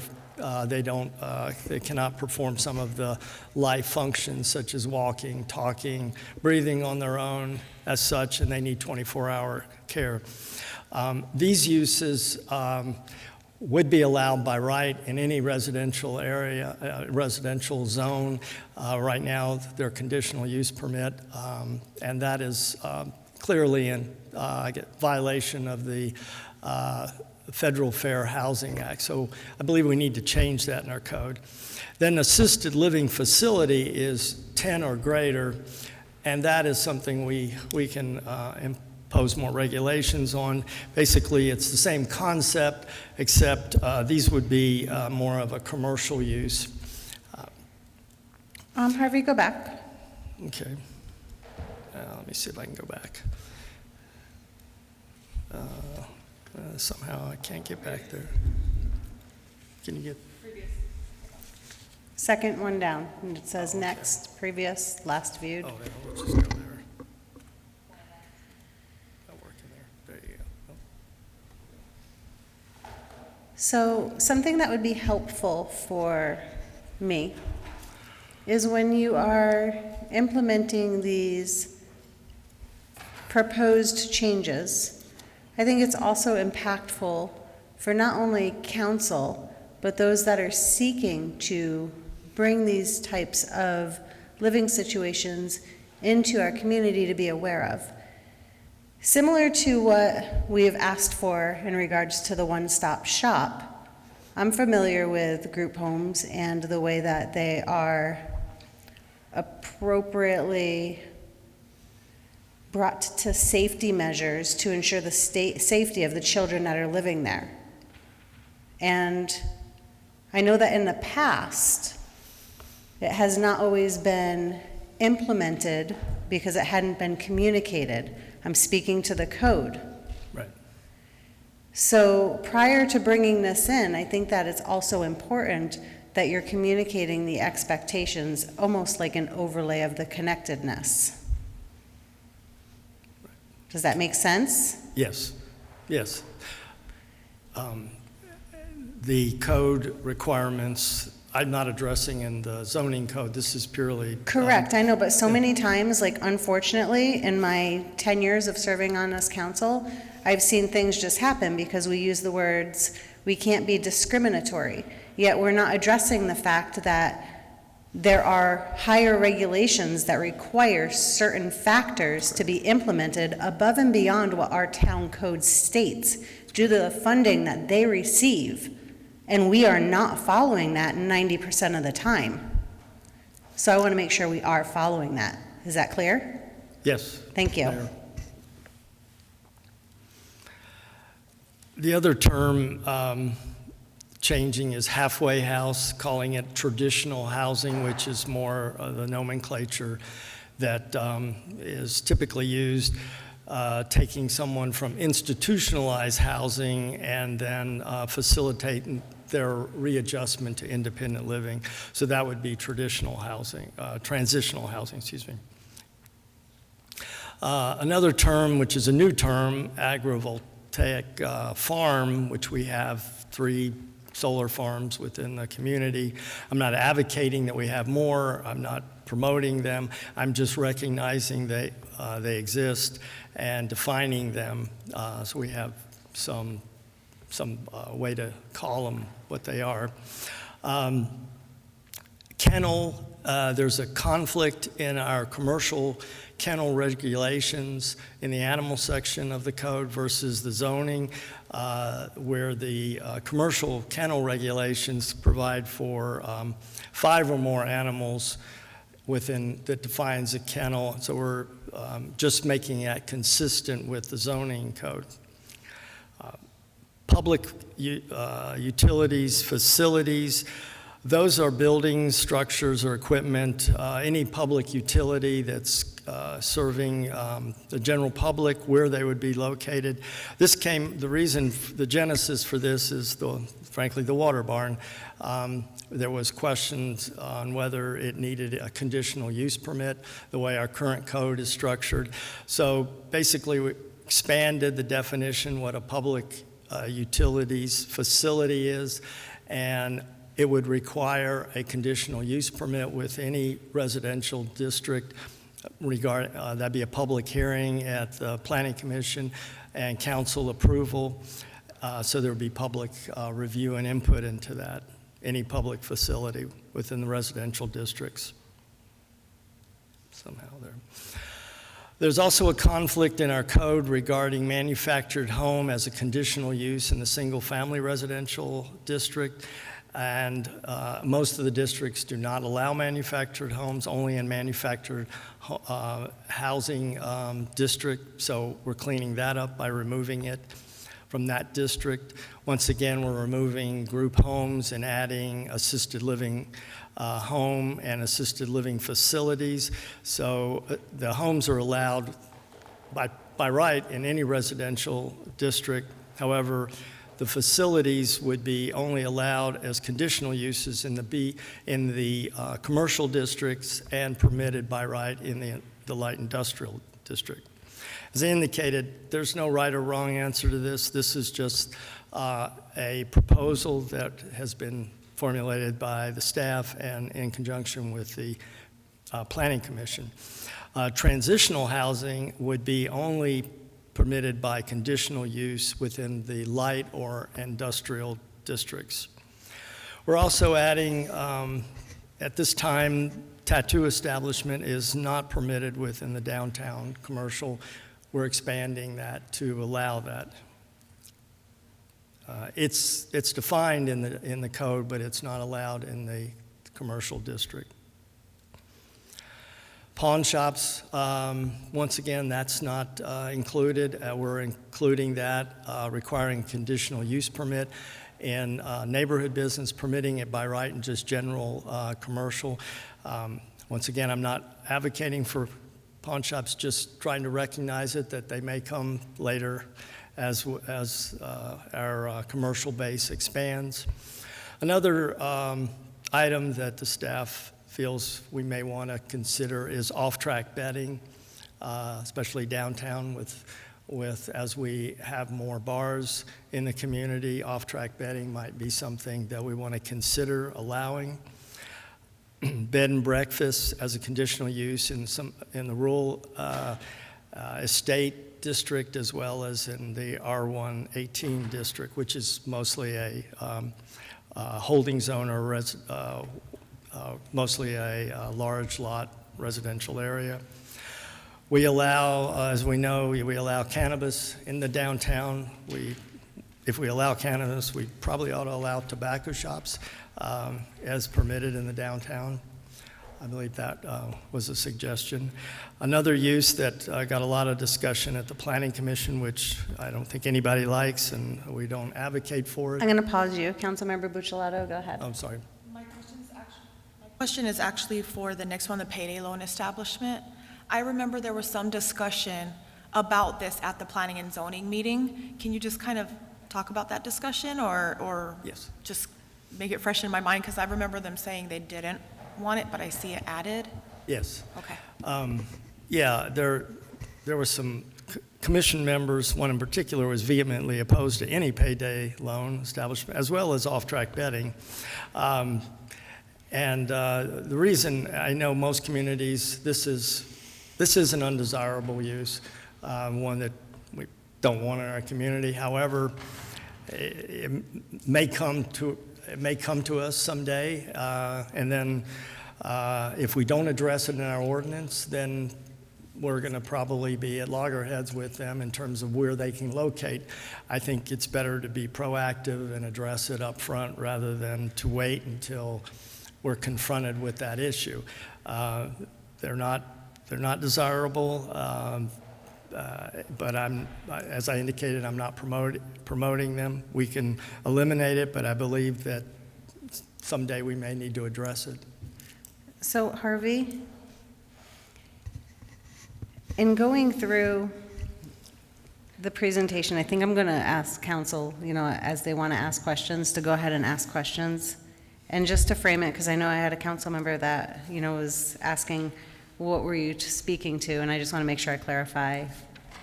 Yeah, I want to make sure to clarify it for everybody. So when we have certain types, and this is where I feel that it would be very beneficial for our council to have a work session with our Planning and Zoning Commission, as well as our police chief, our fire chief, and our fire marshal, because when it comes to codes and it comes to ordinances and it comes to safety and implementation, we should be having these conversations together and we shouldn't be having them in silos. I can't speak to the rest of council, but I can speak for myself. When I am presented with a list like this, you lost me. My eyes are glazed over and I'm reading everything and I'm not connecting it together to what our current code says. You're giving me very independent things, and to piece it together is a challenge. So I apologize for that. And this is where I'm presenting you my challenge, and I'm presenting you with a solution. In speaking to my concern that I had before, everybody knows that I really genuinely care about health and safety, especially when children are involved. So when we're talking about group homes, I know that we've had situations in our community before where we have the group homes and they don't have the safety measures that are put into place. And before some of them are permitted, now we've been enforcing certain things that should have been enforced by Department of Health Services and the state that funds these operations. And I want to make sure that we are consistently moving forward to ensure the safety of the youth that are in our community, as well as our emergency services that go and service the home should they have a need that arises. And I just wanted to make sure I clarified it so everybody else, because it doesn't come from a place of discrimination, it comes from a place of care and concern and genuine passion to make sure that they are kept safe and that they have a voice. Thank you, Mayor. And I apologize for giving you so much. It's a lot of information to absorb, and I understand that. And it'd be good to have a discussion, get some policy direction from council. This is something we've discussed with Planning Commission on two different occasions. So this has been formulated over time. And so if you need time to process this and let this think about it, then we can come back at a later date and talk more about it. The purpose in this is to get your feedback and your input, and if we need to make some dramatic changes, just advise me and we will. So Harvey, what I heard and what the mayor said, and my opinion is, so when I look at this, I'm sitting here going RA10, RA4, Some of us might know what that is, and I'm going to guess the majority of us do not. And I'm going to guess that a lot of people don't know, where is a R118 in our town? But to that point, I will also point out that you said the manufactured home, based on your sheet here, notated R118, that it was going to be changed to a not permitted, right? On your chart here, it has a C, that is what it originally was, because if it's in black, it's what it was, and it has a new red N under RRES. So one of the two is not matching, just so you're aware of that, so you guys might want to go back through and recheck this. But I guess what I'm saying, what my opinion is going to be, one, I feel like we have been having this conversation for 5 years. And I can tell you, we've went through code many, many, many times, so this is not new. This is, I guess I'm still trying to figure out why we're here, other than medical marijuana and recreational marijuana needing to be added, which council had already had a conversation. We've already approved the areas that it can be in, and for the most part, it was pretty open. Because I even argued, are you sure you want to put it right next to someone's house? Are you sure you don't want to like restrict it? And we said no, we did not want to restrict it. So I'm looking at your little ends across the board, and I'm a little confused on some of these. But how do you, when staff goes to a P&Z meeting and staff listens to P&Z's recommendations, and then you come to us and you present to us your recommendations that may or may not be in line with what P&Z stated, and then you want us to make recommendations, and then why are we going in a circle? Put us all in a room together so we can all have a conversation, because I may not know why that one member on P&Z was adamant against a payday loan place, or adamant against whatever they're adamant against, adult business, whatever it is. I may not know that, and I need to hear their reasoning for that. Now, we as council can't all really show up to a P&Z meeting because we run the risk of violating open meeting rules. But we can attend a work session with P&Z, with our fire chief, with our police chief, with you, with staff, with the community, where people get to maybe have a little more input in things. So again, I'm gonna say I appreciate your work. I understand this probably took some time. I'm a little confused because I feel like I've been pushing some of these for 5 years. So some of this is not new to me. I would rather than go through this entire presentation and all of us give our comments, can we pull back, table it, schedule a work session, get all the players in the same room? It's gonna save you, us, and our community a lot of back and forth conversations, so that we can just have one conversation instead of 10. Because 10 conversations, what I tell you, you go back and you give your interpretation of what I said, versus what I said.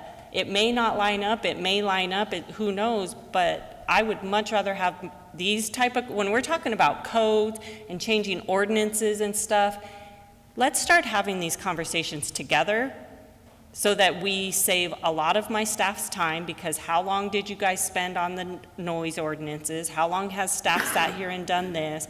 How many hours did P&Z plan? For it to come here and now we're gonna sit here and tell you we don't like any of it and make you go back to the drawing board. Let's all do it at the same time so we only have to do it once. That's my personal thought on this. And you just like sparked something as well, as when I'm looking at where you say new and amended definitions, I want you to overlay that. What is the state using as their definitions? I don't want the town of Florence definitions. I want to fall in line with the organizations that we are supposed to be falling in line with. Why create a whole new set of rules for the board game when the manufacturer has already created it? Well, the state uses group homes rather than assisted living facility. So why change it? Because there are different kinds of group homes, and the category can be used in different places within the community. I was trying to. Why change it? The state uses group homes, the state uses assisted living, the state uses adult senior care. Right. Fall Okay. in line with the state. That's fine. Okay, if that's what. And I agree, let's break down the silos. I don't know why we were siloing this to begin with. This is something where we should definitely be all at the same table, and having those conversations together. Have one conversation and get it over with and be done. Crank it out. Did you, okay. So- Did you want to just table this at this point, and Yeah. then we'll just come back? Yes, please. with Can we have a Planning motion to Commission table, discuss? please? Yeah. Table it with the intent that we are going to have a group work session with everybody, not just table it for you to come back and tell me what P and Z said.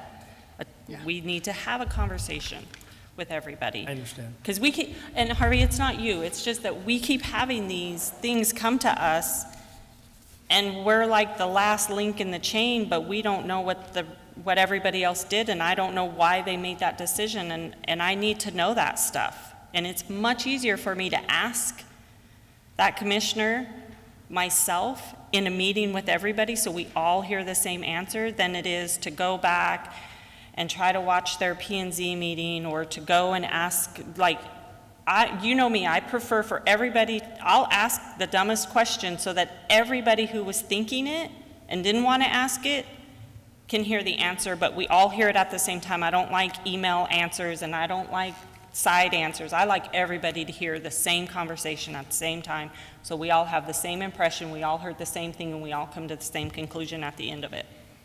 And save staff some time. Okay. I agree with that. And that's why I never heard why they didn't want it in the town or want it in this area. I never heard why, I just heard it in discussion. Because they charge outrageous interest rates, and they take advantage of people that are in their terrible position to, they need money badly, so they take advantage of them.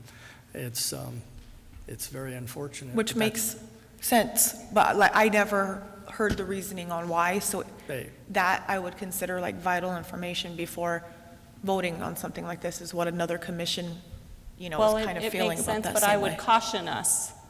I would strongly say we proceed with caution when we make statements like that, because to me, what an undesirable business is my personal feeling, and we have to remember that those statements like that affect what people see of the town of Florence and could affect businesses. There are people that would accuse the home mortgage lending business as someone who takes advantage of people. Remember the market crash? So when I want to caution people, when you start talking about businesses, and again, people's livelihoods. Yes. I know that you're saying what. Just the messenger. No, I know that, but that's what I'm saying is, when we're repeating what someone else said, let them have onus of their words, because what they think is undesirable may not be the same as me. It's true. And even when you think of adult businesses, my definition might be different than your definition. Somebody might think that Victoria's Secrets is an adult business because they sell undergarments. And then somebody else might think something way completely different. So I just want us to be cognitive of how we're describing businesses, and I don't want us to describe them in a manner that could be offensive to the person who owns that business, regardless of our personal opinion of that business. Do appreciate the work that you put together. It was just a lot of work, and it's your world that you see every day, and I just want to put that in perspective. So it's, helpful to us, as we mentioned, with the maps and the conversation and the people. Okay. That's fair. With that, can we please have a motion to table it? Do you want a date for the, We can. open and discuss later? Yeah, date, or motion to table pending an upcoming work session to be determined. I'd like that to be sooner rather than later, within the next month. I'll make a motion as stated. Second. Second. All in favor? Aye. All opposed? Motion carries. Thank you for that. Town manager's report is next. The irony is that I was going to talk to you about making your calendars available to the office to figure out where we can get a work session in on a couple of items that are due. So it would be good. We normally would associate October 9th. So that would be the start date of that kind of conversation, but I know that there's different calendars and schedules going on, so if you would get in contact with the clerk's office and start with that, and if you can't do that, if you would propose additional or different dates, so we can at least start to nail down all of you in a date that we can work with, so. We do set aside the second and fourth Monday of every month Right. for a work session. We've already done that. We've already established when we all Well, try to make my basic. ourselves available. Yeah, my basic premise is check that date. If you have an issue with that one, that's when we'll start to put some of this stuff together. Inclusive, I'm not sure, again, the Planning Commission one may not work that because we have to check their calendars and make sure that those kind of things work. So I'm not sure that that will work for that specific item, but we'll check into that. But if you guys are generally available the 9th, we'll start there. If that's not going to work, we'll work on other items or other dates. And then again, that fourth item may be where we can get the Planning Commission, so we'll try to work with those. So we'll start with those existing dates. If you have issues with those dates as standing, let us know. Otherwise, we'll start with those as the priority. I think your Planning and Zoning Commission will be very excited to sit down with council because they've been requesting it for some time and have not been given the ability to sit down with us. So I think they'll be pretty excited to do so.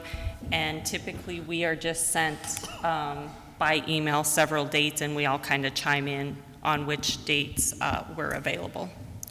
So yes, those are the dates. If you have issues, let us know, and then we can make sure that we're getting as many people possible at those dates. Other than that, no, Mayor, it's a long night. I'll let you move on. Thank you. Thank you. This is our second call to the public. Is there anybody in the public that'd like to speak at this time? Okay. I had two of you raise your hands at the same time, so I'm open to whoever. Both of you ladies are so kind. Good evening, Mayor, Vice Mayor, council members. My name is Jennifer Ruby with Langley Properties. It's very nice to see you all again. It's been a while. Congratulations on the General Plan Award. Oh, sorry, for the address, for the record, 2738 East Guadalupe Road, Gilbert, Arizona, 85234 is the address. Congratulations on the General Plan Award. It's so exciting. I came tonight to hear your conversation about the code amendments. I think it's worth commending staff and Planning Commission on all the work that's gone into that. It is a major undertaking, but I also am very encouraged by the direction you've taken tonight to take a little more time, really digest them, have a more robust conversation. I would encourage you, as part of that conversation, to take a page out of the general plan playbook and really have a good public outreach and development industry outreach for that. Staff has been good about sharing that information, just speaking on behalf of my own company with us, but I don't know how deep the outreach has been, particularly with the development industry. So I would just recommend that be a part of your study session, the feedback that you're getting. I'll definitely be spreading the word, but I'm really, I keep using the word encouraged, but I think I like that direction and I look forward to participating in that process. Thank you for your time. Have a good night. Thank you. You as well. Kathy Lehman. I'm not sure I want you to know my name. Kathy Lehman, Mayor, Council. I just want to say, I'm a regular attendee of this meeting, and I really feel like tonight I heard a lot of government overreach for the town of Florence. And as a resident, I am sorely disappointed. I don't see a connection between what the council wants and what the staff is presenting. That means there's a lot of wasted time and money and effort by all the bodies in the town, and I find that to be disappointing. Thank you. Thank you. Ms. Ramirez? Hi, good evening again. Thank you for this second opportunity. So I wanted to go back to the noise because yes, I have been one of the residents who have been calling in on the development next door. I'm glad I didn't make 96 of the 117 calls that had been called in for noise. However, you know, there is a lot of development coming, and I want to state for the record, I never asked your staff to redo the ordinance. All some of us want that do have a problem with noise is enforcement. You know, it's like you guys are so quick to go and enforce weeds on us residents and quick to do a clean and lean on residents for a weed ordinance. And noise is also a nuisance. And in all these noise policies, it talks about the detrimental of health, people's health, just like dust and some other environmental things and other things that the powers that be call detrimental to people's health. Now, maybe your opinion would have been different if you guys lived constantly next to something as massive as we do. I did reach out to some residents. Unfortunately, you know, a handful of them do work for the city of Florence, and they don't want retribution as long as some of the other neighbors. They don't want to be retaliated. And so there's only 5 of us that live along the road that are right directly smack across the street from this division, okay? And I happen to be one of the homes where they park next to. Everything's right here, and yes, literally they have been parked next to my home during this with radios on, whatever, during the wee hours of the morning before the ordinance. And so, you know, that's just something to think about. We have a policy. Why don't you guys enforce that like you guys try to enforce our weeds? You know, it just kind of seems simple. And that flag, the officer that came, that was also in my neighborhood. It was a Vietnam veteran who was flying his American flag and his POW flag, and went to his house and told him his flag was flying too low. And that is kind of disgusting. And it's crazy to think that of all the noise disturbances that I've called, you know, not one officer threatened those people with anything, yet they're going to go to a birthday party and threaten them because, you know, just so much stuff doesn't make sense. And I think either way, you guys do need to get the noise ordinance under control one way or another, and that means enforcement.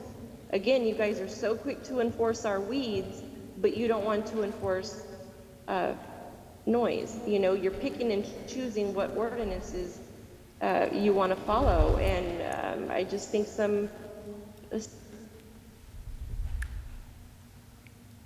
She's muted. Thank you, Courtney. Councilmember Buccellato, you wanted to say something? I do. I just wanted to say to that, it's kind of disheartening that people also want to pick and choose what ordinances they want enforced. Because the problem I have is people saying that we put a clean and lean on somebody for weeds. That's a very large process to do a clean and lean on somebody's property and then to take over that property. I mean, that's not something that happens in a few months. So the misinformation baffles me. From what people say on here, on Facebook, it just baffles me. And I really encourage, if you want to be informed, to come and get informed and not just listen to what you're hearing and playing the telephone game, because that's not true at all. And you can't sit here and call in certain things and then not want to comply with other things. An ordinance is an ordinance. Thank you. Thank you. And to my knowledge, we've only implemented one clean and lean, and that was on Cocapelli, which was on Main Street to clean up a fire, which was a health and safety hazard. So I just want to respond to that because I want our citizens to know your property is your property. There are standards, but we're trying to work with everybody and help everybody, not rule everybody. Fair? Okay. Ms. Jo Ruiz. Oh, I apologize, Sherry Har, go ahead. He had the toggle over your name. Go ahead, Ms. Har. No worries. Good evening, Mayor, Vice Mayor, Council. I just want to say that I was very proud of all of you tonight. Yeah, there's some disconnect, but you guys all seem to be on the same page now. Let's stop. Let's not vote on something without having all the information in front of us or the facts. And I appreciate that very, very much as a community member. I'm glad that you guys stopped, said, wait a minute, we don't have enough information. Let's have a work session with everybody together. That makes so much sense. And I just want to say that I appreciate that very much. Chief Wall, I was very impressed with you having numbers for council tonight. When they asked you how many calls in the last 30 to 60 days, you said, I can't answer 30 to 60, but I can tell you a one-year look back, 117 calls. That tells me you came to this meeting prepared for what council may have asked you. And I just want to say that that says a lot about you and your foresight and your experience, and thank you for that. Secondly, I guess that would be thirdly, I look forward to working with everybody to include our community members. And I agree, an ordinance is an ordinance is an ordinance. It doesn't matter what it's for. We need to enforce them properly, fairly, and concisely. And if this means that if a decimal needs to be 70, at 70, then it's 70, and we all have to abide by it. Not that, hey, Sherry Har's neighbor is a friend with the, mayor, so we can have it at 90. No, we need to be consistent and fair across the board and follow what our ordinances are, whatever they may be. So again, thank you everybody, and I appreciate all of your time and effort going into each and every one of these meetings. Lastly, Thursday, I did not get notification of our agenda or the meeting, and I'm not sure why I didn't get that. I don't know if it's because Ms. Garcia's gone, but did not receive notification. Thank you. Thank you. I'll have Trish look into that. Ms. Jo Ruiz?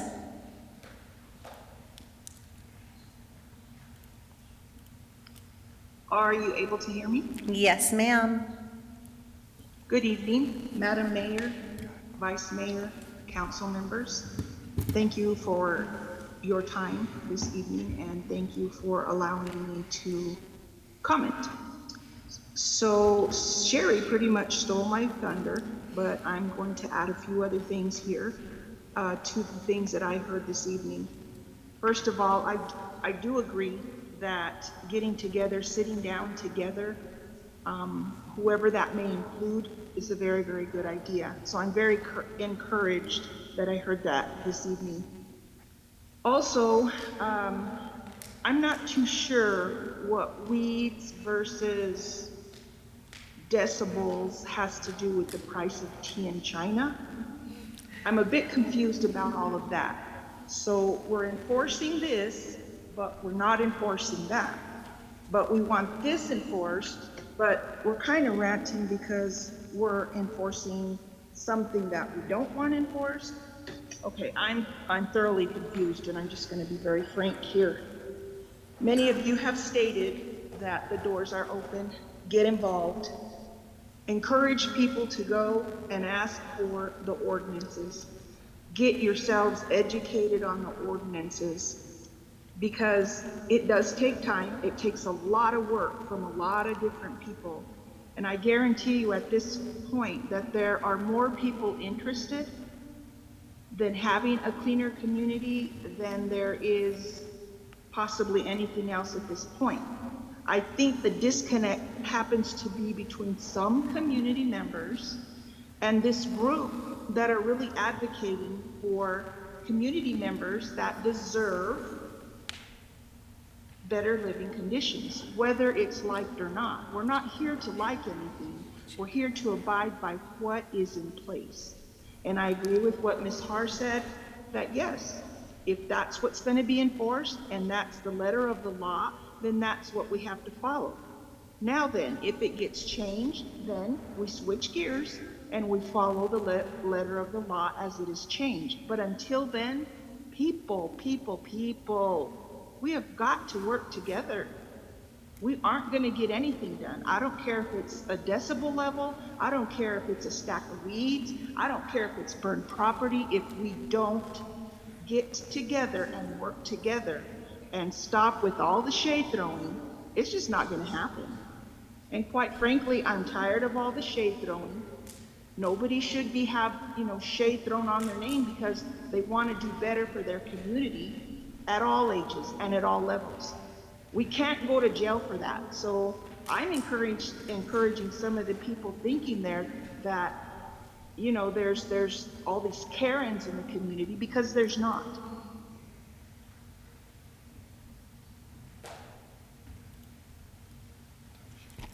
Thank you, Ms. Ruiz. Appreciate your comments this evening. Is there anybody else who would like to speak at this time? Seeing no further, I'm going to go ahead and close the call to the public. Our next one is our call to the council. Councilmember Maldonado. First of all, happy birthday to the U.S. Air Force, 76 years today. And then I'm looking forward to Wednesday for the cemetery ad hoc committee at 6 p.m. So I'm inviting those who want to come out and check it out to come out and check it out. Thank you. Councilmember Buccellato. I also was going to say I'm excited to start our ad hoc on Wednesday.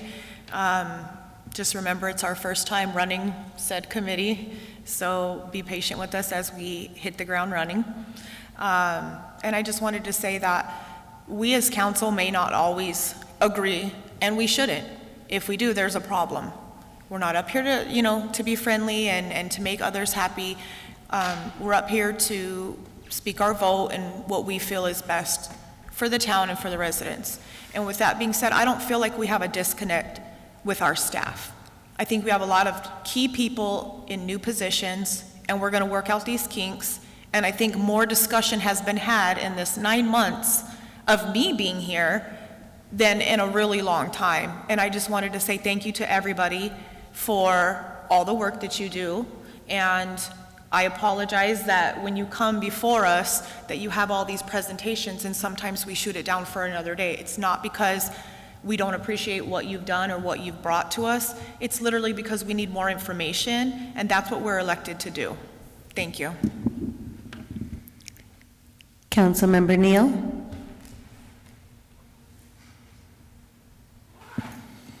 Well, first off, Friday, we play our actual rival, not ALA or Ben Franklin like other people think. We'll be playing Coolidge, so I just want everybody to show up and support the Gophers playing Coolidge.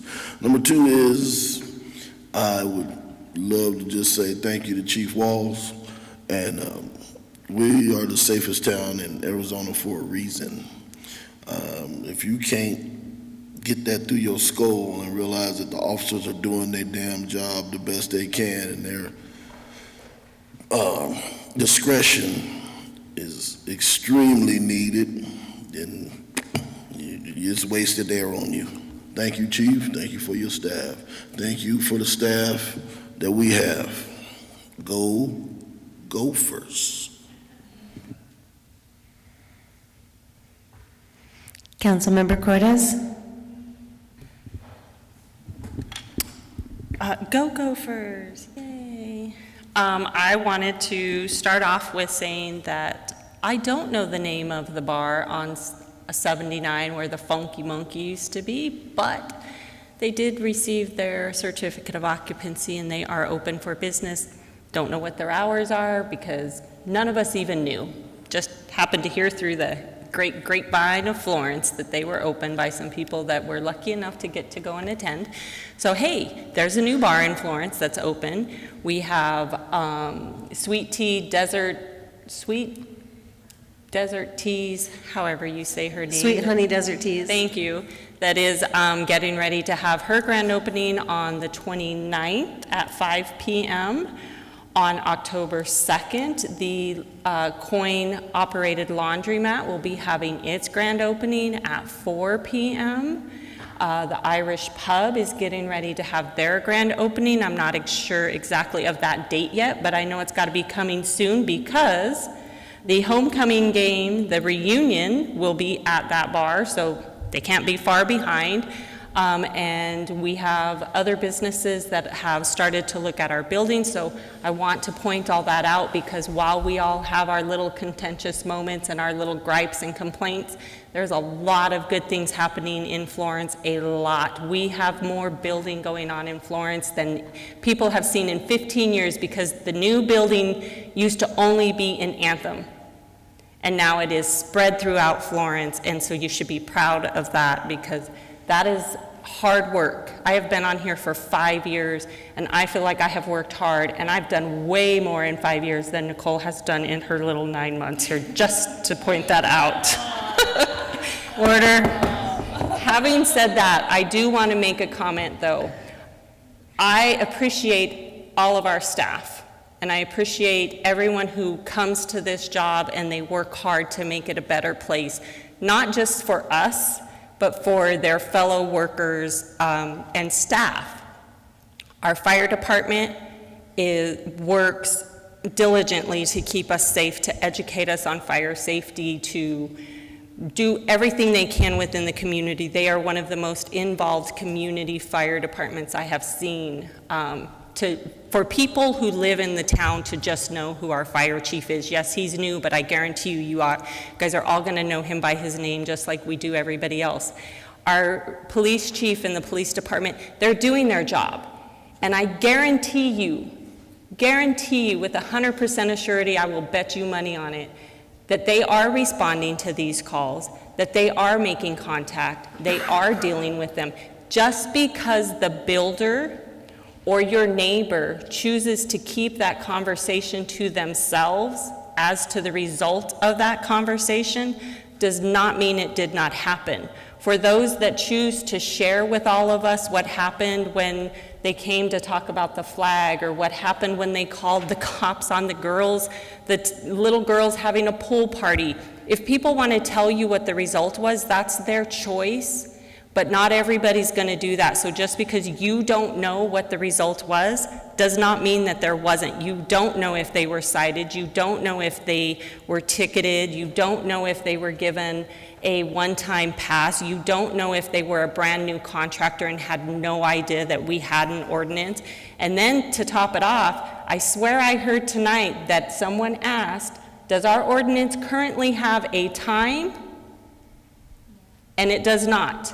But yet I have heard repeatedly this time frame given about when construction and all this can happen. So I'm a little confused because if we don't have one, how are we enforcing a time frame? And how has the public been given the impression that there is a time frame, which then leads me to understand why one of our officers may have or may not have said, I'm sorry, I haven't been updated on that ordinance. Because there wasn't a time based on what I heard tonight. So our officer was not incorrect.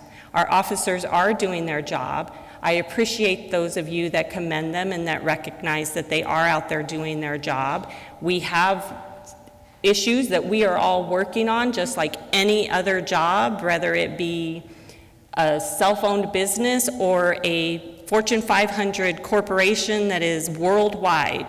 Everybody has some issues, we're gonna work through them, but man, our town is doing awesome in so many things. When I can sit here and 5 years ago, there were not even but 3 businesses, maybe 4, that were operating on Main Street, and we have 4 that are opening their doors. So we should celebrate that. Councilmember Larson. I mean, amen, amen, amen. Yes, I know you always leave me with, what am I going to say now? Yeah, no, 100%. That in Florence, we are thriving. We've been waiting for this day. We've been waiting for us to be at the point where we can see businesses opening downtown, or we can be making these advancements, and that we can be changing these policy and codes, because it's a great thing that we even have this discussion, because these new businesses are interested in coming our way, or that we're poised for such growth that we're going to have to tackle these issues. That is a great conversation to be having. So I think that it's not an issue that we're having those discussions. This is a beautiful thing that we are having those. And I want to commend you for your work. I feel like tonight at least for me, I feel like we sort of harped on you for every time you got up there. But it's nothing that you did. It's just that we want to have the opportunity to have this discussion together. We want to be able to dig into this deep so that we can make sure that we are all on the same page. So I thank you again for all the hard work you put into your presentation. I actually hope that we have the slides ready for the work session that we have, so we can review those and break them down individually. I think that's a great thing for us to do. So yeah, otherwise I think that we're doing great things here in the town of Florence. We're excited for our future. We're excited for our citizens and for our community, and we look forward to every step of stumbling block along the way, but we'll figure it out. Vice Mayor? I think you guys covered it all. A lot of things were said very well. The only thing I've got is we do have to add that AutoZone is starting their construction, so that's another business that's getting ready to come to town. And this, shortly after that, we'll have the Starbucks come in. So we also have, this last week of school for the students. So for 2 weeks, be careful where you drive. There's going to be kids running around the neighborhood, so be cautious of all the little ones that are happy to be on break. Keep an eye out for them and drive defensively. Did you want to do annexations? Did you want to bring up the annexation? Oh, yeah. And I do want to bring up, I want to make a motion that we bring up annexations for 2 subdivisions that are within our planning area here in the near future, if I can get a second from someone. Yeah, I'll second. So Johnny wanted to give direction to staff to put annexation conversations on our future agenda. So if we can bring that conversation open, just to open the dialogue for council to give staff direction, so that way we can all be on the same page. Thanks. Is that all for tonight, Johnny? Okay. So I have very few. I am going to reiterate one, because everybody knows that my favorite sport is football, and I can remember when I first moved to Arizona 20 years ago, which is really hard to believe, Coolidge and Florence. I have never seen a rival high school football game like it. They had police, they had fire, they had standby ambulances. I'm like, where did we move? It's the country. How is this happening? And it was the best game, and I always look forward to the games every year. And it's fun because the mayor of Coolidge has a grandson that plays on the Florence team, so I always wonder secretly, who is he cheering for? Yeah, Florence. And so I hope everybody comes on out and enjoys some football this Friday night. We do have Make a Difference Day coming up. I know, Paul, your department's been working diligently on it. I hope everybody in the community comes out, participates in a project. It's always a great experience, and I'm looking forward to the different opportunities that will be coming about. I also really wanted to give a shout out to Becky. I don't know that it was communicated very well, but at our last meeting, it came about when we were talking about the impact fees for police. And then we had this conversation about how, you know, we're growing and we want to make sure that we're continuing to provide the services that are going to be necessary. And you put together such a beautiful, well-documented report, because at first when I saw the agenda item, I'm like, wait a second, they didn't have anything for us at the last meeting. And then I went through and I read every single bit of it, and the information that you gathered from the departments and put together from the CIP plans and from all of the different sources. That was a lot of work, and I wanted to make sure that I recognized that. And Harvey, you had two really challenging items on the agenda today, and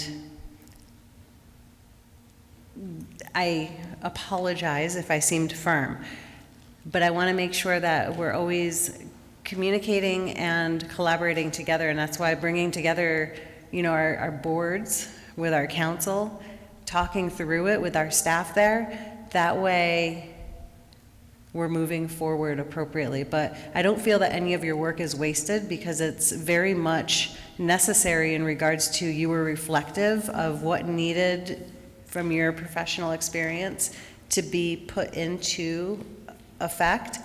And then you'll have an opportunity to explain that with us, and we can work through it together. So thank you for that. I don't think I missed anything else. I do really appreciate and want to say thank you for the participation, whether it's our citizens that come and attend, our business community that comes and attend, developers, because participation is key. And I remember when many of us were first elected, we were lucky if we had one person in the audience. Now we had 10 people that chimed in online. We have audience, we have our staff members, and we're all actively engaged. And that's really how government should be, because some of the times when I'm reading through our codes and our ordinances, believe me, there are many others that need to be cleaned up, and we've been cleaning them up for 10 years. But have you seen how thick our book is? Sometimes you have to wonder, how did these come into effect? So, that being said, we do have an executive session this evening, and we do need a motion to adjourn to executive session at this time. I make a motion to adjourn to executive session. Second. Motion and a second. All in favor? Aye. All opposed? Motion carries.